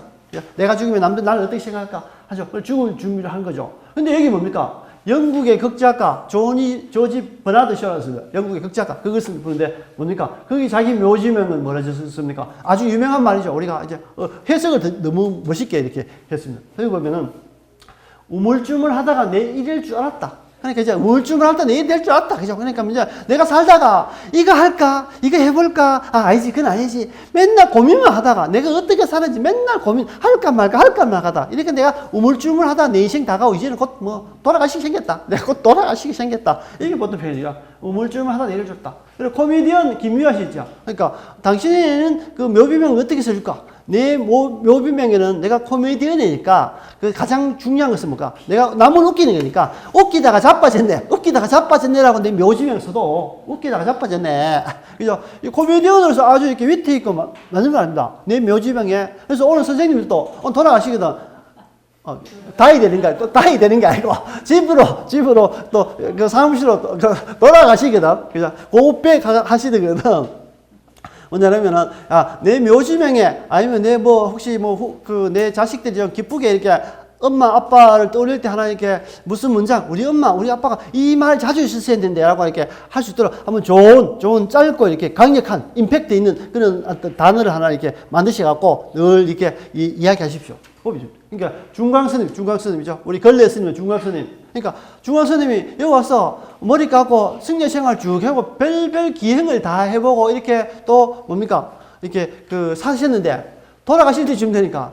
그죠? 그렇게 어떻게 보면 화려하게 다이나믹하게 살았음에도 불구하고 죽을 때 또 보니까 괜히 왔다 간다. 괜히 왔다 간다. 이렇게 보통 표현을 합니다. 그래서 이제 오늘 선생님도 아마 즐겁고 기쁜 마음으로 한 번씩 이렇게 했는데 오늘 수업 괜히 왔다 간다 이래가지고 곤란해. 오늘 수업 괜히 왔다 간다. 김 박사 할 때 어디 고분이 어디 다른 걸 들었는데 괜히 유학자 이런 하는 바람에 괜히 왔다 간다. 이렇게 하지 마시고 즐겁게 왔다 간다 이렇게 생각하시고. 그 다음에 이제 다 됐으니까 선비들의 취미도 있습니다. 여기 보면은 서화, 글과 그림을 소장한 사람. 나중에 추사 김정희도 이런 영향을 받아서 대부분 합니다만. 그래서 이제 김광수라는 그 선비가 있는데 이 선비는 뭡니까? 이조 판서를 지낸 김동필의 아들로 일찌감치 뱃설길 포기했다. 왜냐하면 이조 판서 정도가 되면은 이제 음서제라 했어. 음서. 그러니까 이제 아버지나 할아버지가 관직이 높으면은 뭡니까? 시험 치지 않고 과거에 시험 치지 않고 이제 관리로 나갈 수 있습니다. 물론 이게 높은 관직에는 못 나가고 이렇게 음서로 이렇게 관직에 들어갔다 하더라도 남들의 이목이 부끄러워서 다시 자기가 공부해서 다시 과거 시험을 여러 번 칠 수 있으니까 관직에 있으면서 과거 시험을 쳐서 이제 신분을 이렇게 바꾸는 부분이 있는데 아예 김광수는 아예 막 음서 제도의 관직에 나가지 않고 하는데 어디에 이렇게 꼽혔나? 어디에 이게 요즘 이렇게 표현이 이렇게 아주 집착했나라면은 서적과 그죠? 책을 모으는 것과 서와 글과 그림을 모으는 것과 골동을 사들이는 것고 그 다음에 그것을 읽고 감상하는 것이 평생머리였습니다. 그 가진 모든 재산을 뭡니까? 이런 서적서와 골동을 만들다가 온 재산을 흔히 뭐냐면 탕진했죠. 탕진. 모든 것을 이렇게 탕진해버렸어요. 그래서 이제 나중에 자기가 마음에 드는 물건을 팔려는 사람이 나타나면 입고 있던 옷을 벗어주고 곡간의 재물을 다 주어도 전혀 아까워하지 않았다. 이런 사람들도 간혹 있습니다. 그죠? 간혹 있죠. 그래서 당시 서울 장안의 서화는 중국의 것이나 조선의 것이나 모두 김관수의 감시관을 거쳤다. 김관수 감시관을 거쳤다. 그러니까 뛰어났기 때문에. 그래서 물건의 출처를 잘 밝혔고 좋고 나쁨을 옳게 분간했을 뿐만 아니라 물건을 다 보기 전에 진품인지 못사품인지를 바로 알았다. 아주 감사. 근데 사실은 이렇게 골동품과 서화품들 어떻습니까? 경기가 좋을 때는 값어치가 굉장히 높습니다. 수석, 그죠? 수석 뭐 이런 거 보면은 경기 좋을 때는 굉장히 비싸지만은 경기 나쁠 때는 뭡니까? 10분의 1 가격으로 뭐, 그죠? 100만 주고 샀는데 10만 원 줘도 같이 갈까 말까? 그만큼 이렇게 뭡니까? 이게 돈에 이렇게 영향을 받는다는 거죠. 경기에 영향을 받는. 그림과 서화들. 그래서 이제 나중에 김광수 어떻나? 나중에 노경에 있어서 늙어서 뭡니까? 이게 예술품 모은다고 돈 다 써버리니까 없으니까 뭡니까? 이제 나이가 들어서 나는 이제 눈이 어두워졌으니 평생 눈에 다 갇혀봤었던 것을 이제는 입에 다 갇힐 수밖에 없다. 왜냐하면은 너무 좋고 감사하고 많이 해갖고 돈 다 탕수하니까 먹고 살 게 없으니까 이제는 뭡니까? 이제는 너무 눈이 멀었으니까 너무 좋은 거는 이제 볼 수가 없으니까 이제는 배가 고프니까 이거 팔아갖고 밥, 이렇게 먹는 걸로 대신한다. 이렇게 이제 하죠. 그러니까 다 이제 팔고, 이제 파는데 없죠. 수집한 물건을 내놓으나 팔리는 값은 상값을 기준으로 할 때 열의 두시도 되지 않는다. 그죠? 10%, 20%도 되지 않는다. 그죠? 이래서 이제 수집가의 어려움을 이야기하죠. 수집가는. 그런 부분들. 장서가 이학원이라는 사람도 뭡니까? 조선시대에는 규장각이라는 공립도서관에 있지만 이 사람 많은 담은 이학원이라는 사람은 그죠? 책을 모았는데 책을 10,000권을 썼습니다. 완의각이라는 이렇게 그 개인 사설 도서관을 이렇게 만들기도 하고 여기서 이제 10,000권 여기서 10,000권을 모았기 때문에 10,000권 누라고 하는데 역시 이 사람도 뭡니까? 정말로 책을 귀하게 모으고 관리도 잘하고 쫙 정리도 잘하고 딱 일모양의 사설 도서관에서 유명하게 했는데 결국은 그가 죽으니까 이 10,000권 누에 있던 모든 책은 다 어떻습니까? 각자 갈 길이 흩어지고 사라지면서 너무 안타깝다. 이런 생각이 이렇게 선비들이 자기 나름대로 취미를 가진 선비들도 있고 또 오늘처럼 이렇게 선비가 정말 해야 되는 것은 자기가 의와 예를 지키고 그죠? 자기 스스로와 부끄러워하고 점령해야 되고 또 배운 것들은 바깥에 나서 어떻습니까? 출처에 따라서 그래서 이렇게 배움을 베풀어야 되고 행동을 해야 되고 이러한 부분이 선비다. 그래서 오늘은 선비가 어떠한 사람들인지 알겠습니다. 그러니까 선비는 단지 앉아서 시 문장만 잘 짓고 달달달 외우는 사람이 이런 학자에 포함될 수 있어도 그 선비라고는 할 수가 없다. 이러한 부분이죠. 그래서 선비가 우리가 이제 존경한 이유가 거기에 있다는 거예요. 그래서 오늘 선비에 대해서 개괄적으로 이렇게 제가 했습니다만 또 어설프게 해서 또 죄송하다는 마음이 들고요. 또 열심히 또 노력해서 하도록 하겠습니다. 감사합니다.